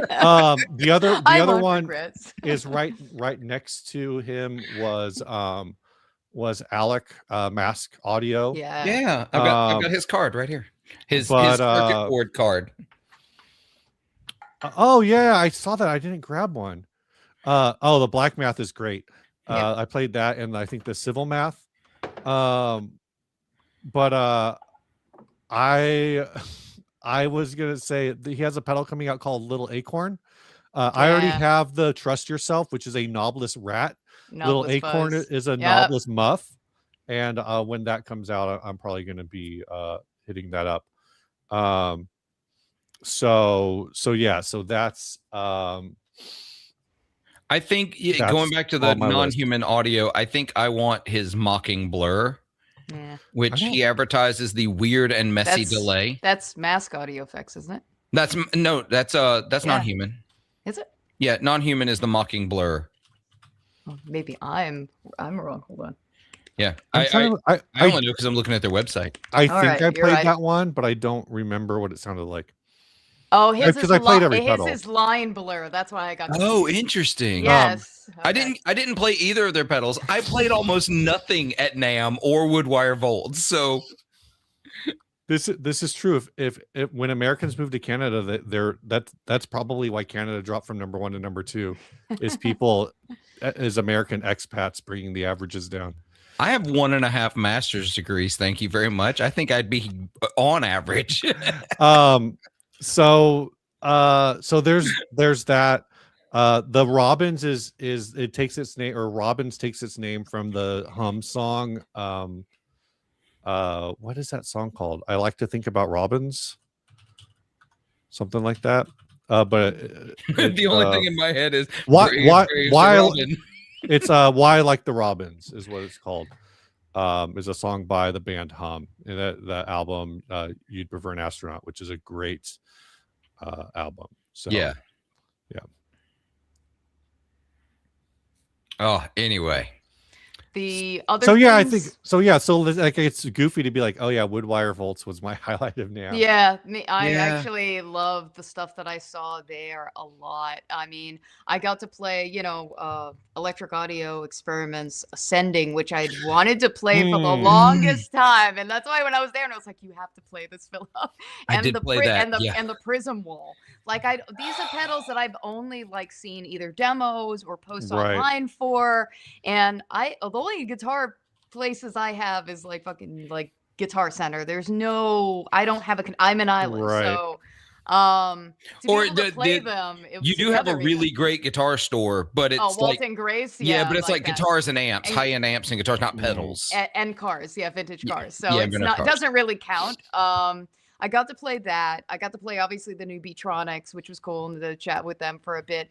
But what I really had fun doing was playing a Daimiel guitar. I think that's how you say it. I followed them forever. They're like offsets with like the acrylic pick guard, and you can see everything cleanly, neatly underneath. And just the experience of playing one was so nice. Again, I touch guitars I can never afford, and I just love doing that, I guess, is my favorite pastime.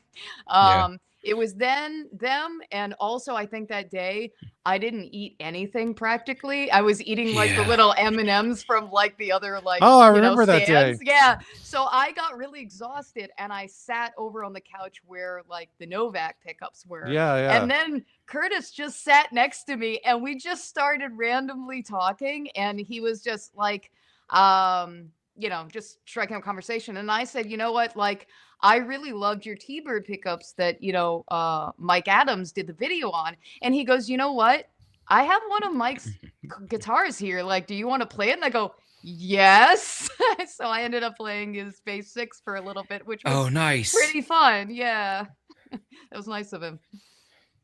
And then also the other guitar that I thought was really cool was Motander guitars. He had like the little like modulation like controls and expression built in and all the lighting system. That was so cool. So Justin and Scott over at Motander and I have become really good friends over the last really few cool guy. Yeah. I was literally just chatting with him yesterday because that whole modulation in the guitar and some of it came about from a podcast episode I did where I talked about if I had a signature pedal, what I want, and I'm going to have to grab it here in a second because I have a thing they built me here. I want 2 tremolos like side by side that share a rate control. Stereo. Yeah, but share a rate control, but do different ratios. So it's like 2 against 3 and 3 against 5, 2 against 5. And they were like, oh, we can do that. And so they did it because they had already been doing a thing in their guitars where it's an Arduino computer inside the guitar that swaps pickups and phase at a programmed setting. Yep. And so you could do crazy effects. Well, then I talked about the tremolo. So they've added now an 8-stage tremolo inside the computer. And there's a knob now it was 2 knobs. Now there's a 3rd knob. They call it the Philip front. knob. The one in the middle is called the Philip knob. Yeah. And it's because it controls things with the tremolo ratios. And I was like, that is so cool. And so I've got a box that they sent me that's 9-volt powered, mono in, stereo out. There's no bypass foot switch, and there's 1 knob. and it's rate. And so, yep. and then you just change the setting of the ratios on top, and it's the coolest thing I've ever played. I've got it on a pedal board with a stereo out and a mono in. It's just the coolest thing ever. Yeah, it was the coolest thing. And also, like, I was socially depleted at that point, so it was like trying to make conversation or whatever, and it was hard for me to emote. Like, this is one of the coolest things I've played, and just the controls and everything. Like, I was blown away. That was so much fun. So thank you, Philip. Yeah, you're welcome. Philip, you have 20 people in your dude. side. It was up a little higher a little bit ago. So thanks for watching over on the 40-watt side. And if you are a 60 Cycle Hum subscriber and you're not subscribed to my podcast or my channel, which I'm thinking more and more about changing the name of the channel, not the podcast. But we'll see. I don't know. I need some more feedback on that. Thanks, and go subscribe to Pedal Playhouse too while you're out there subscribing to things. Thank you. I did buy one pedal this weekend. I did buy the parting the old blood noise. Did you? That was for me one of the cool things. I got to play Old Blood Noise Endeavors pedals for the first time ever. Sunlight. The sunlight was so cool. It's the best. It was so cool. Also Dark Star, is that what the other one's called? Yes. Yeah. They were so cool. I may have to end up getting one or two of them just to try. I did play the parting. I don't think it was for me. I think it was a little too. It was too different. But I definitely, Joey. There's no way you're not buying a pedal this year. You've made it through January, but I don't think you're making it 11 more months. I definitely have. But Emily was there. Emily was at Effector Market, along with Russ. That was cool. I didn't get to talk to them, but they were there. I did play the Black Fountain. I thought that was rad. And last one, Mark, we talked about this. If I change it, it'll probably be like to something like 40-watt Phil, and then there's a 40-watt podcast that's based on that. But yeah. Oh, my printer ran out of paper. Oops. Oh no. I mean, so we have school funds from the charter school for my kid, and one year we were like, we had a bunch left over, so we had to spend it. And so we bought like 2 reams of paper a couple years ago, so I will never run out of printer paper again in my life. Like, I will never not have printer paper in the house, I feel like. Michael Cross, I think that sounds like a great idea. Wouldn't bother me. Yeah. Fine by me. No, that's fun. And then we can swap too. I'll stream from the 40-watt side, and you can stream from I don't stream, so I'll just hop in on you guys. Yeah. So interesting on this whole, like, these aren't the first folks I've heard say I'm not buying a pedal or I'm not buying a whatever this year. Sure. Have either of you already bought things this year in January? Obviously, Steve just said he bought a parting.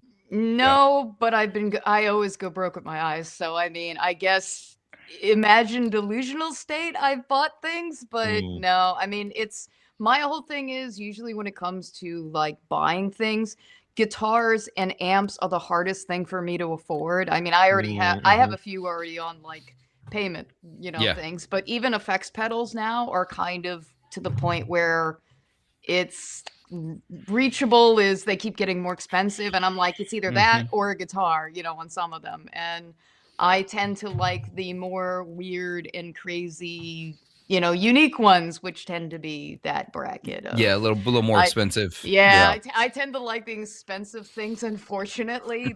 That's my character flaw, I guess. Mine too. I think I tend to enter, I don't know. I think I do like maybe 2 or 3 raffles a year. I enter them too. Yeah. Never win though. I don't know. I'm trying to remember what all pedals I actually bought last year, but I did buy that Roni last year, and I bought. Oh yeah, that's right. I bought the 12-string Squire. Oh yeah, last that. Year. Yeah. I also bought the same 12-string. You did, yes. So I'm sure what I've been thinking about is Let me see if I can do Yeah, I this. think we were talking about last year. The Telecaster was the last thing I got last year. Mm-hmm. I'm gonna shift my camera perspective for a second. It's sparkly. Oh no! It's like a slow moving car crash. Oh no! I just knocked down my beer poster. And now I'm too tall to rotate. So basically, this is all pedals, a pedal shelf. I don't know how many pedals are on there, probably like something like 40. And I think I need to sell some pedals, but I don't. Blasphemy. It's like the problem is I show that. What the hell? That's a pedal. If it's not blown out, but this is fur essentially. It's called a gossamuff. So it's basically a cream puff. If you're familiar with Fran, it's a combination of a cream puff fuzz with a PT 2399 delay, and one feeds into each other. And these eyes light up depending on what mode you've basically gone into. So this was made by Blind Panic Devices. He's in UK. Oh yeah. Matt. He's great. I love him. He's always creating really cool shit and like a lot of fun. He's a wonderful person. So the problem that I have is this cabinet back here is also full of pedals. Yeah. That aren't on display. That aren't on any sort of display or anything. And there's also a pedal board down here. And so that's where I'm like, no, I think it's time. It is. Yeah, I have pedals underneath. I have pedals over there. I have pedals in drawers. It's a problem. Yeah. I have so many pedals that I've been like, I should do a video about these, and I haven't done them because. I thought about that too. I've had pedals that I've had for a long time, and was thinking of once I get out from my backlog, which is 3 more videos left, and I was just thinking about doing a series of why do I still have this pedal kind of deal, and then basically using it in the context of why I can't get rid of it because of that thing it does. Yes. But now I've told everyone, so feel free to do it before me. Yeah. No, I think that's a great idea. I was gonna do a series. And I still am. This is still going to happen. I'm going to do a series. Bye, Twinny. Bye, Amanda. I'm going to do a series of videos where I do I've got a couple of different titles I'm tossing around, but it's basically buying cheap, weird things off of Reverb I love that. or Guitar Center, Scrapper, Score, Dig It or Ditch It, whatever I call it, something like that. And I bought one, and I bought it over Christmas, and it took a little while to get here, and it was waiting for me when I got back from NAMM. Plugged it in, and it's broken. Oh. So I had to send it back, which is unfortunate. So I've got to restart. I thought I'd have one up by now, or one ready to go this week, but nope. Got to get that backlog sorted before you get sued. Anyway. So I actually very intentionally, you mentioned this earlier, Philip, but I very intentionally, when people asked what my favorite part of NAMM was, did not say the people, because I feel like everybody says the people. Yeah. It's a common thing. Yeah. The tough thing. So one thing we tried to capture, and I hope it came across like in the couple of live streams we did from the house, was RG and I talked about this a lot, was the idea of trying to capture that, because that is the most common. Oh, what's your favorite thing? Oh, it's the people, but it's all we get. You don't see it. Yeah, you don't really see it. You get a lot of, it's like, here's a video where, and this isn't a criticism of anybody who does it this way, because it's hard to capture. It's hard to capture at a show where there's so much gear, and at the end of it feels like that you want to show the new thing, or you want to show, like you said, Joe, like you don't have like a high-end effects store that carries high-end or unique effects near you. So when you're at NAMM, it's like, here's this opportunity to check all this stuff out and get it on camera and whatever. And trying to do both. And I don't know how much I do know, when RJ was following me around, I got Trey Xavier on camera. I got Emily from Get Offset on camera. I did something similar to that. And I think it's my 5 minutes at NAMM. It was several years ago. And I had Carlos behind me and just filming as we were walking. So the interactions that you saw of me meeting either brands, representatives, or people were us seeing each other, hugging each other, and it was genuinely how we were Yeah. chatting and meeting each other. And yes, they are unknowing that, doing that, but I really wanted to capture the spirit, and that's why I kind of Yeah. did it that way that year. That's when I live streamed Yeah. from the floor. Like that was Mhm. the goal of that Yeah. was let's just To see who we share run that. into. Yeah. And there is a point where we randomly run into Robert Keeley, and he goes, "Let me show you this thing I'm working on." I'm like, "Robert, we're on live stream, so anything you like, make sure whatever you show us." He's like, "I guess we're leaking this." So I haven't gone back and watched All right, it, let's do this. but part of me wants to go back into that live stream and just clip out whatever the hell he's talking about for Yeah, 2 yeah. minutes. Yeah. Yeah, I was talking to one of the guys at PRS, and he's like, "Are we filming this right now?" I was like, "Don't worry, it'll be Yeah. B-roll. I'll protect you. Like, don't worry about it." A camera equipped drone. I have a feeling if you try to fly a drone inside of the Anaheim Convention Center, they wouldn't be very happy about it. I do have this idea.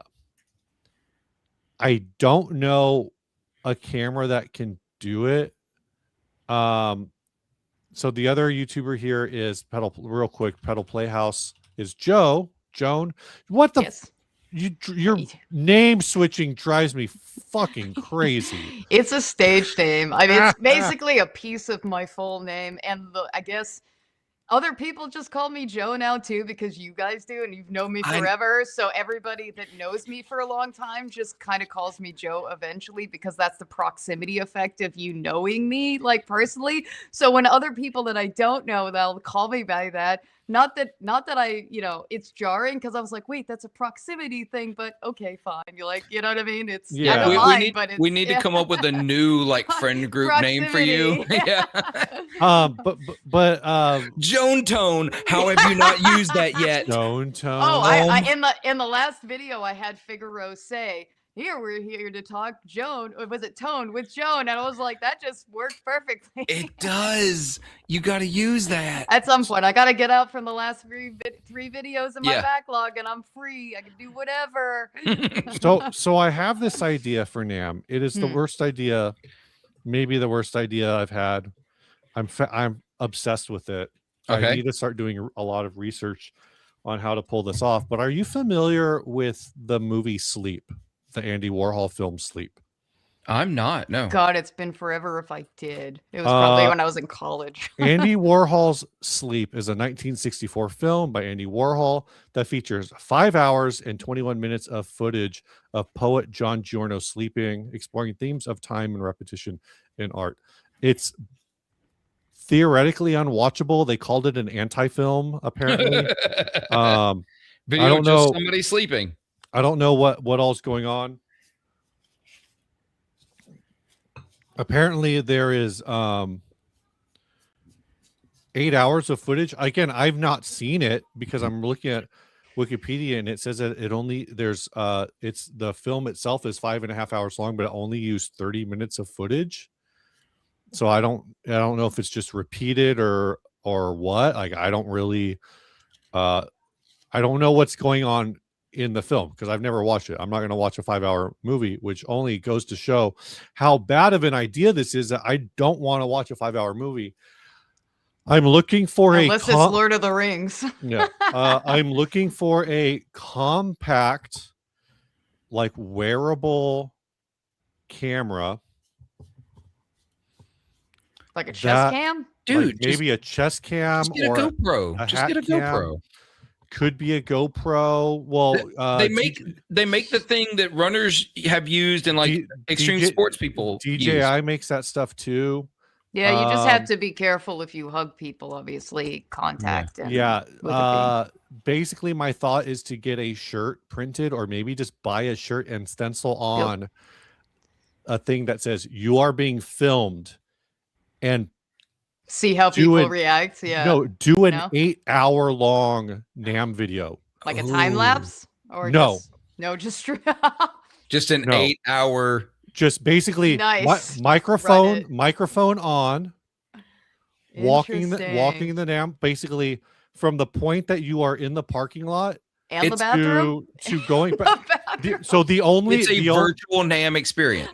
The only cuts in the video would probably be like, I'm gonna go to the bathroom now, and then it goes to like a pause, gap for technical difficulties kind of a thing. Wait, No, just goes no, to the color charting thing. That's like, yeah. And it's like, 5 minutes. It's like you'll be watching it, right? And here's the thing, right? It depends on one. You guys know it depends on the bathroom. That has either the bidet or not. Oh no. Well, there's that too. But I'm saying, like, on the NAMM floor, there are parts where, dude, I can't. I'm surprised I've gone an hour and 49 minutes right now without using the bathroom. I need to go to the bathroom so bad right now. I could get up and go. Go, be a human, Philip. We'll handle this. So the thing is my idea for this is like, yeah, when you go to the bathroom, like you do the color bars or whatever. Like, I'd stop the camera. Yeah. But maybe what I would need to do is please stand by. Is also running, like, well, if the microphone's always running, then I'll have like a time clock with, like, where I can just say, like, make notes to myself on the microphone. Yeah. And then just be going and then publish like an 8-hour video to YouTube. It's the worst idea ever. It's unwatchable. Hey, somebody may have it around in the background. Yeah, I know some people say that. Yeah. I have no desire to wear a gimbal. Gimbals are so difficult at NAMM to work around with. Yeah. Yeah, or even like a wearable. Like, I've seen people do that at NAMM. No, what you want is, there's a company. I don't know if it's Insta or if it's DJI that makes like a hat mount. Maybe. Like, there's hat mount cameras. But the problem is, it's not finding a camera that's small enough, because like Philip said, like, there's GoPro as well, and there's other things like that. The issue is finding something that will last for 8 hours. Yeah, it is the Osmo Action baseball cap mount. Yep. Yeah. Okay. But I think the newest Osmo, I forget what it's called. With the newest, like, is it maybe the Osmo Nano, something like that? Osmo Micro. Again, why not just do Meta glasses? One, because they're $300, and then I'd have to they're expensive. I thought about it too. In them. Yeah. Nope. Two, will they power for 8 hours? I don't know. No, I don't think they will. Yeah. So that, they're saying, like, you can do that with the camera, but do they go? I don't know how long I don't think they gone. So this is the question I have. There's a DJI one where, how do I get to the, I'm trying to get back to the one we had before. Oh, you keep talking. I'll figure it out. There's do what IRL streamers do with the 360 out of a backpack. I don't No, the 360. Like that. That thing. I've worked with those. I don't really like that. Snarky, I'm going to get to that in a minute, because I watched that movie because of you, and I have thoughts. In fact, I think we talked about that on the last live stream. But yeah, so I'm looking for, like, I don't know if it's an Osmo solution or a GoPro solution, or who makes the solution, and what the whole thing with. There's a Osmo, one of the Osmos now has quick recharge, and it will do, I think, 200 minutes. Yeah, Michael Krause, just swap out the card and battery at bathroom breaks. I don't know if any of the DJIs have swappable batteries. Maybe that's the solution, is to find something that has swappable batteries. Probably do need multiple, like, unless I get like a terabyte card, would need multiple card. Which one? What? No, it was a question in the comment of, like, those NAMM toys in the middle of that top pedal shelf. I'm like, which one are you talking about? And I know how to get us back to that screen. Watch this. Watch this. I'm going to share this screen. This is the guitar we're giving away. If you click the link. I have a link too. Just Joe has one as well. But when I take this away, when I stop sharing, it puts us back to here. Joe, this little, it's like, I'm putting my mouse on it, like you can see it on your upper shelf. There's like a little toy in front of a red pedal. Yeah, that's the reference. Yes, that was from Arizona that I kind of snuck in by. I don't think Carlos knows about it. Oh, he does. He does now. He does now. Oh, that's cool. so that's kind of like this thought that I have. I told RJ, and he's like, "This is the worst idea ever." I just got busted. And Holy shit, you spent that the money on that sheet. and my thought is, if adorable. I do figure out a way to make this 8-hour NAMM video, I would just put it on the second channel. Oh, when you went I for a got trip. you food. That's what you did. Sorry. Figaro is learning about expenses What just happened? live. I want to go back to this. I though. was mentioned outed. this. Have you guys seen the Running Man remake? No. It's so the comment is it wasn't bad. I would go as far to say that it was actually good. I was pleasantly surprised. One, I think it's actually from what I've read, it's actually closer to the source material than the Arnold Schwarzenegger one. And I think once you get over that, like it's decent. Like it's a decent movie. It was much better than I expected. I expected like a half-assed attempt at a remake. Yeah. And it was actually good. So I have nothing to add to that, but I do want to back up to the way you were talking about filming this. I did discover, because I used my phone as my camera for all of NAMM, and the one problem I had was battery life. Yeah. I did carry around. I can't use the iPhone. I have like a 12. It's like ancient at this point. No way. So for me, the video is great. I'm recording, and I got that little hub with the hard drive that made editing video that was really smart. easily. Yeah, I was thinking about that for the future if I get a new camera. I mean, phone. Highly recommend it. Now that hub will work on any phone that's USB-C. So obviously your phone's a little older than that. But my one issue was battery life. So I did have it because I couldn't charge while using the USB port. I tried, the hub wouldn't pass the power to the phone. But I am going to buy one of those battery pack cases for my phone that does it via the MagSafe charging on the back instead of the plug-in. Yeah. And I think that for me, that's going to be just ace, because I was able to get about not live active filming, but because I use the Blackmagic app, it leaves my phone on the whole time. And so it was draining faster. Of course. Yep. So I was getting about 3-4 hours before it was down into like below 20%. But then I have like a fast charger power bank that would charge it to full in like a half hour. So it wasn't too bad. But I think with that battery pack, the battery packs are great. That's what I carry. Yeah. Yeah, it's snarky. I literally just said that I watched it because you told me to. Like, what? Jesus Christ, pay the fucking attention, dude. Come on, Snarky. I'm finding like body cams, like straight up like I hope that $70 Amazon things. I hope they have the system now with better, I guess, shake, obviously control. Because I remember when I did that in the past, there was, of course, you move like this, but that was probably like 10 years ago. So I'm sure it's gotten better. We did something like that. Yeah. Where we kind of jerry-rigged with PVC tubes of like a third-person thing. We went to a zombie race where you wear these flags and you basically your lives are that if they yank them off to you through the obstacle course with the people zombies there. And the biggest problem was the shake. It's just basically if you don't have something like steady and of course on your chest when you're walking, unless they have some kind of stable system that is right now, like you're gonna give someone motion sickness. So I hope they've improved that. Right. Yeah. Right. Yeah. I we'll see. I think there's a lot of other.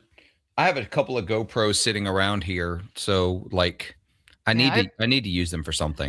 When I first started my channel, if you go all the way to the back to the beginning, I was using like my old GoPros to like get me in the room. So it's if you're doing a channel thing, just start with whatever gear you have, and GoPros is fine. For sure, 100%. But I don't. Obviously, I have a few months to figure this out. I've found some threads where people are talking about like being able to do 8 hours with like a GoPro, with hot swapping batteries and stuff.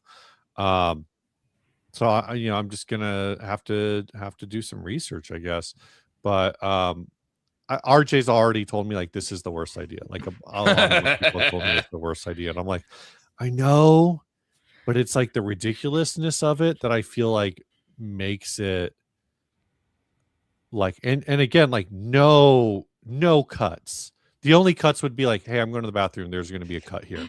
Intermission music, just put it in right there. And then the other thing is like, you know, the thought would be to use like a little one of the DJI or whatever mics. Yeah, the 3. Those things aren't going to last 8 hours either. So that's No. But then I guess like if I had 2 mics, I could maybe hot swap mid. Yeah, if you bought the pair, yeah. Ian, I think that would be the idea. Is if I did this, it would go on the shorts channel.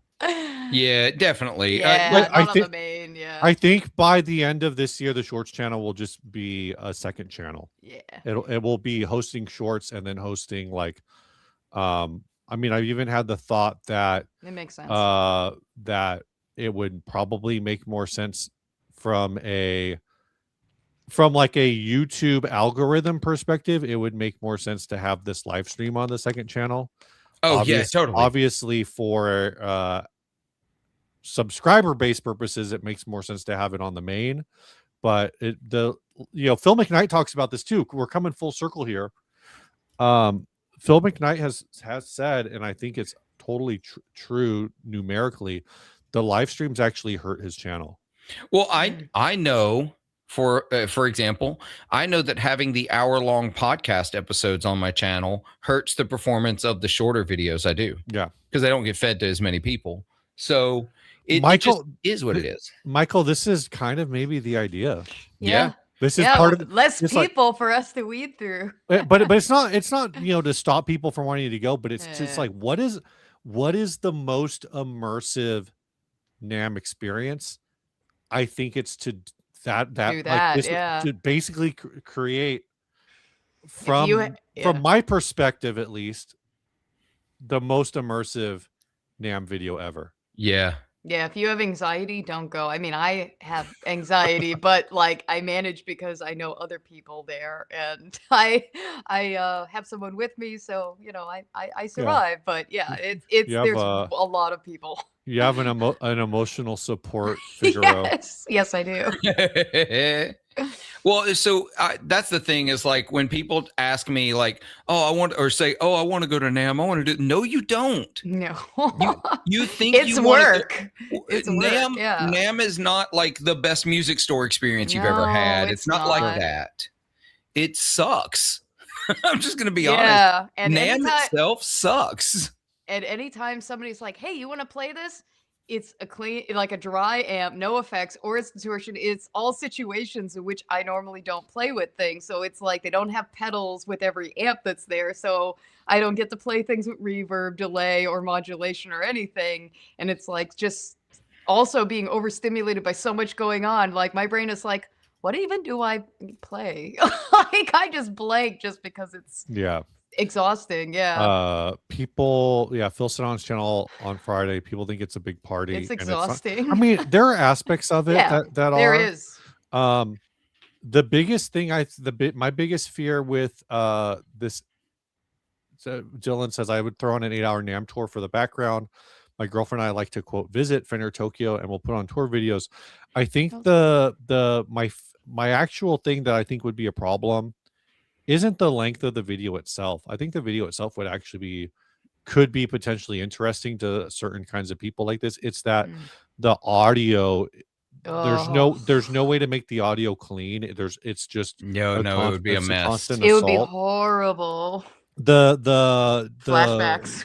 The lav, the DJI lav or Rode or whatever, they do get the best audio quality in terms of like, because you're right here.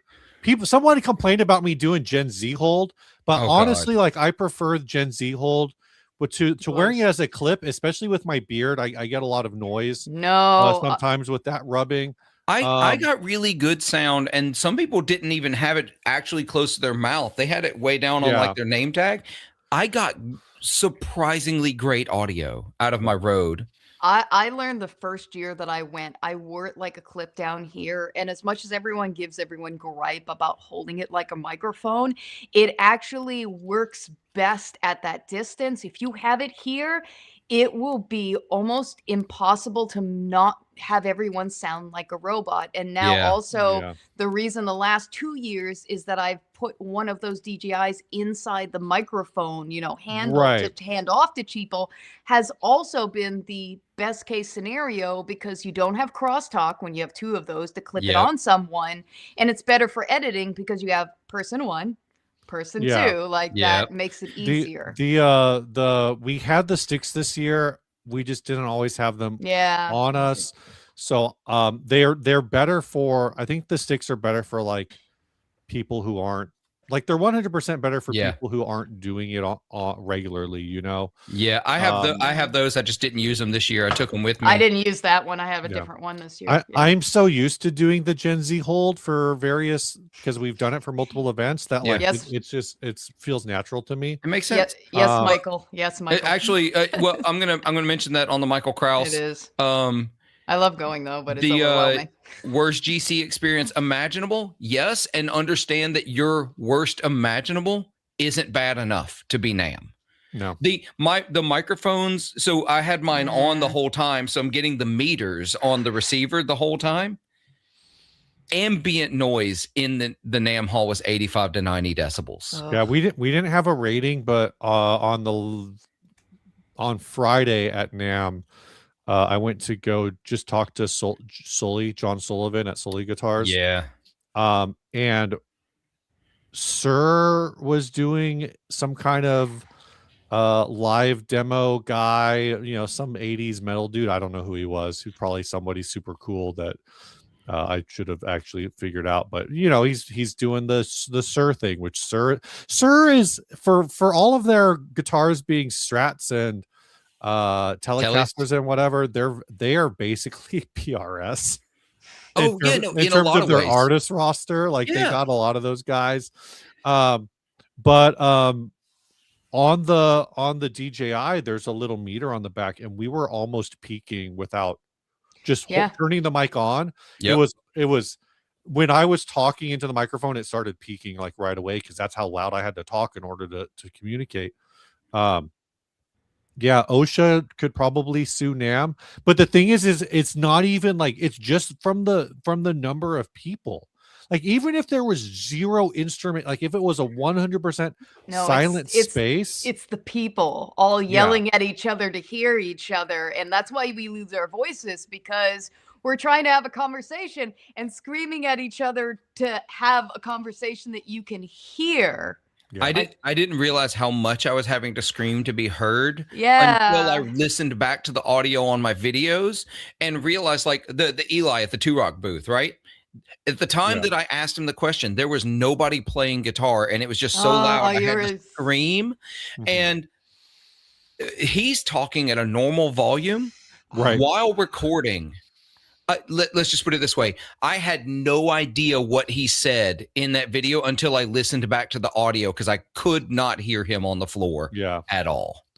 Yeah, I have instances of that over the last couple of years where I would be talking to someone and I catch little parts of what they're saying, and I'm having to navigate then to either ask the next question or to segue off of what they said, and obviously to take it further in that direction. But yeah, you're talking to people, and sometimes you catch a little of what they're saying, and you're kind of in survival mode in the conversation, but you mean well, you're doing your best. I've found filtering I have earplugs those.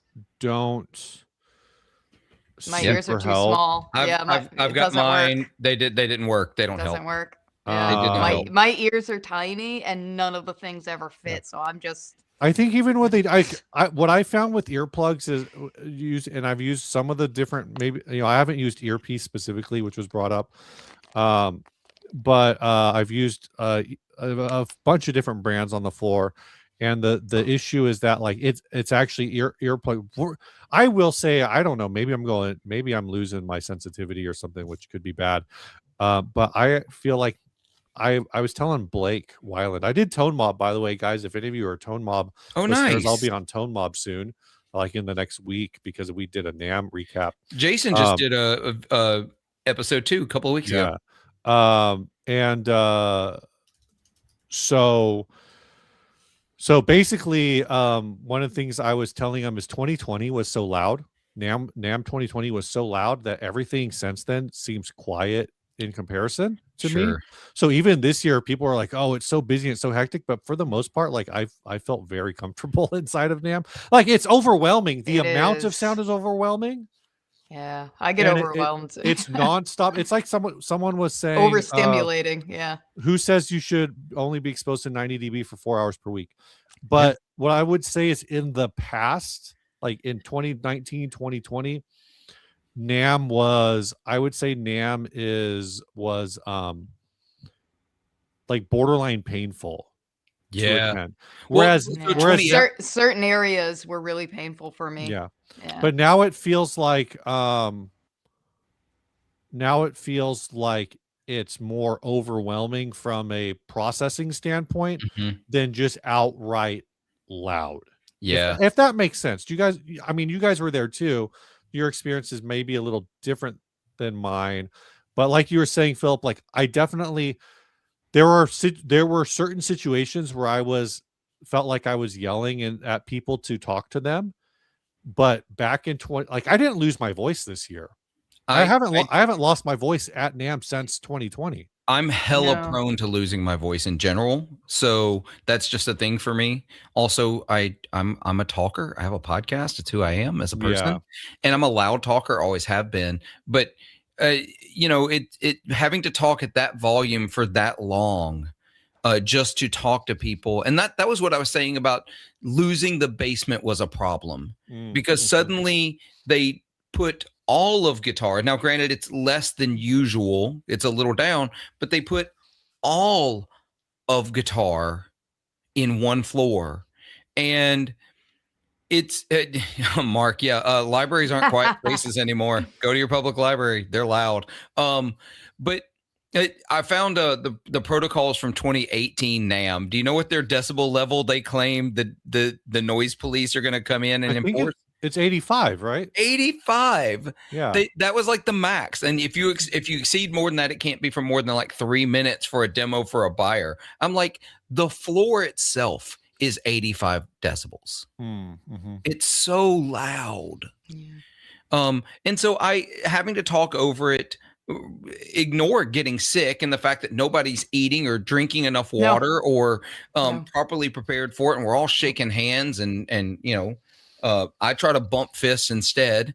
Hand sanitizer constantly. Yes, I did. Yeah, I did too. And like my hands started to dry out because of it. Flashbacks. Yes. Yeah, the flashbacks are bad. Yeah, traumatic flashbacks. Yeah. It's a whole thing. Also, just going back because I see Jacob's commenting here. Jacob said, maybe Philip will maybe the camera guy at Fretboard. Maybe if you want to follow me around and film at Fretboard, let's do it. So I'd love not to be trying to film and talk to people at the same time because it's real tough. It's tough. Yeah. We are over 2 hours. Yeah. So we probably should wrap up. Maybe take a couple more questions. There is an area, Joey, where there's a, well, I don't know if there was this year. It was there, the little vendor area. There vendor, was like trucks. Last year there was like a ramen place in the middle of the drum section. Oh yeah, I didn't even go to the drum section this year, not once. Nope. I did want to comment on the basement being gone. I understand why they did it. Me too. I do understand why the logistics, but basically they took all of the Chinese import section and moved it up into Hall D. Yeah. But also like last year in the basement, that's where Collings was. That's where Mule was. Right. That's where like a Santa Cruz, all the acoustic folks went downstairs. Yeah. And that's where I would go to find my respite. That's where I'd find my break from the noise. It was quieter.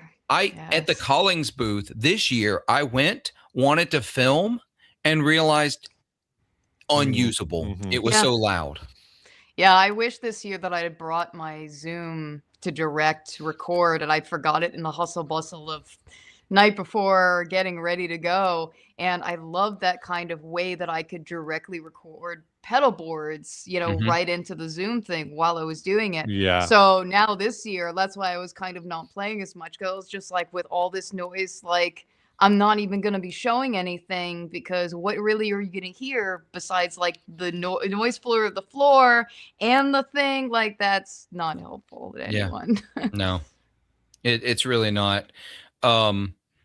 Joey says, I'm running a taco stand. I mean, you might make your money back. That Nice. might be a viable business model.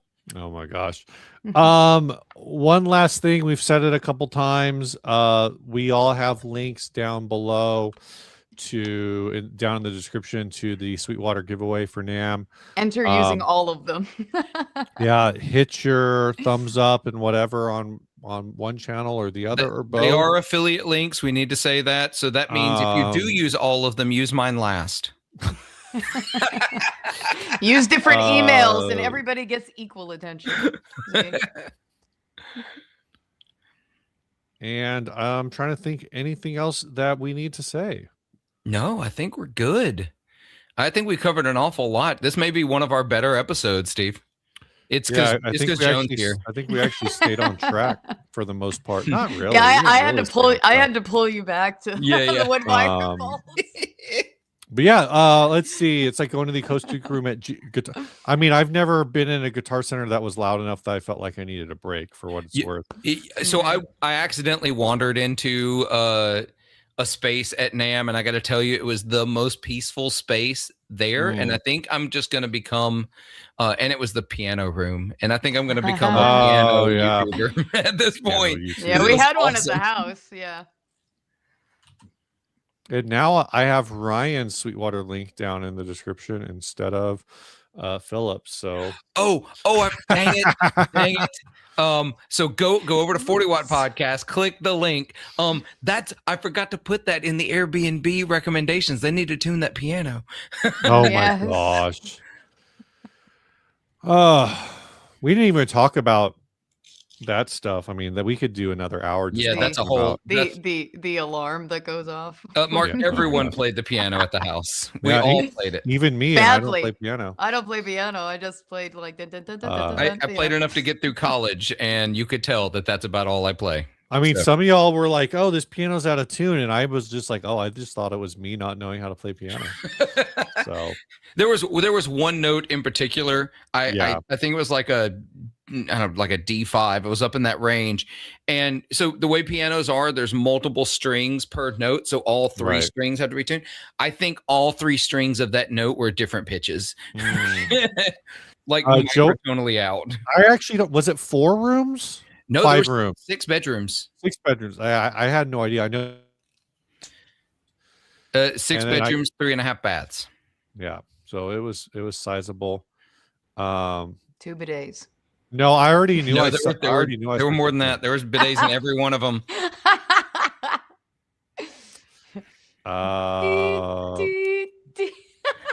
What is Sargi that? says he can play the Pink Panther theme. Yeah. Okay. So I'm going to leave you all with this. We're gonna wrap up after this. One of the bidets. So every bathroom had a bidet, but one of them, one upstairs, had like an electronic control system, and I think there was a short or a battery dying or something. So or there was a button that was too close to the bidet button. I think it was intentional. So there's a button that sends an alarm throughout the entire house, because I think this home at one point housed someone who was elderly, because there was an elevator lift to one of the bedrooms. Yeah. And I think that's the bathroom that's like right outside that room or in that room. And so when somebody would use the bidet, it would send an alarm throughout the entire house. So everyone knew. Yeah, it was kind of like the sound of like a smoke detector that it was battery either died or dying. Yeah, so which is exactly what I thought it was the first time. I thought it was. And then the last day, we were just like, no, that's the bidet if someone uses it. So now it was just like everybody was trying to see if it actually it was tested, and it was that bidet. Someone's at the car wash. All right, let's wrap it up. Thanks everybody for hanging out. Joe, thank you so much for coming and joining No, us. thank you for having me. Chat, like and share and subscribe or whatever. I don't know. Do what you Yeah. need to do. Stay grounded, everyone. Bye, y'all. Yeah.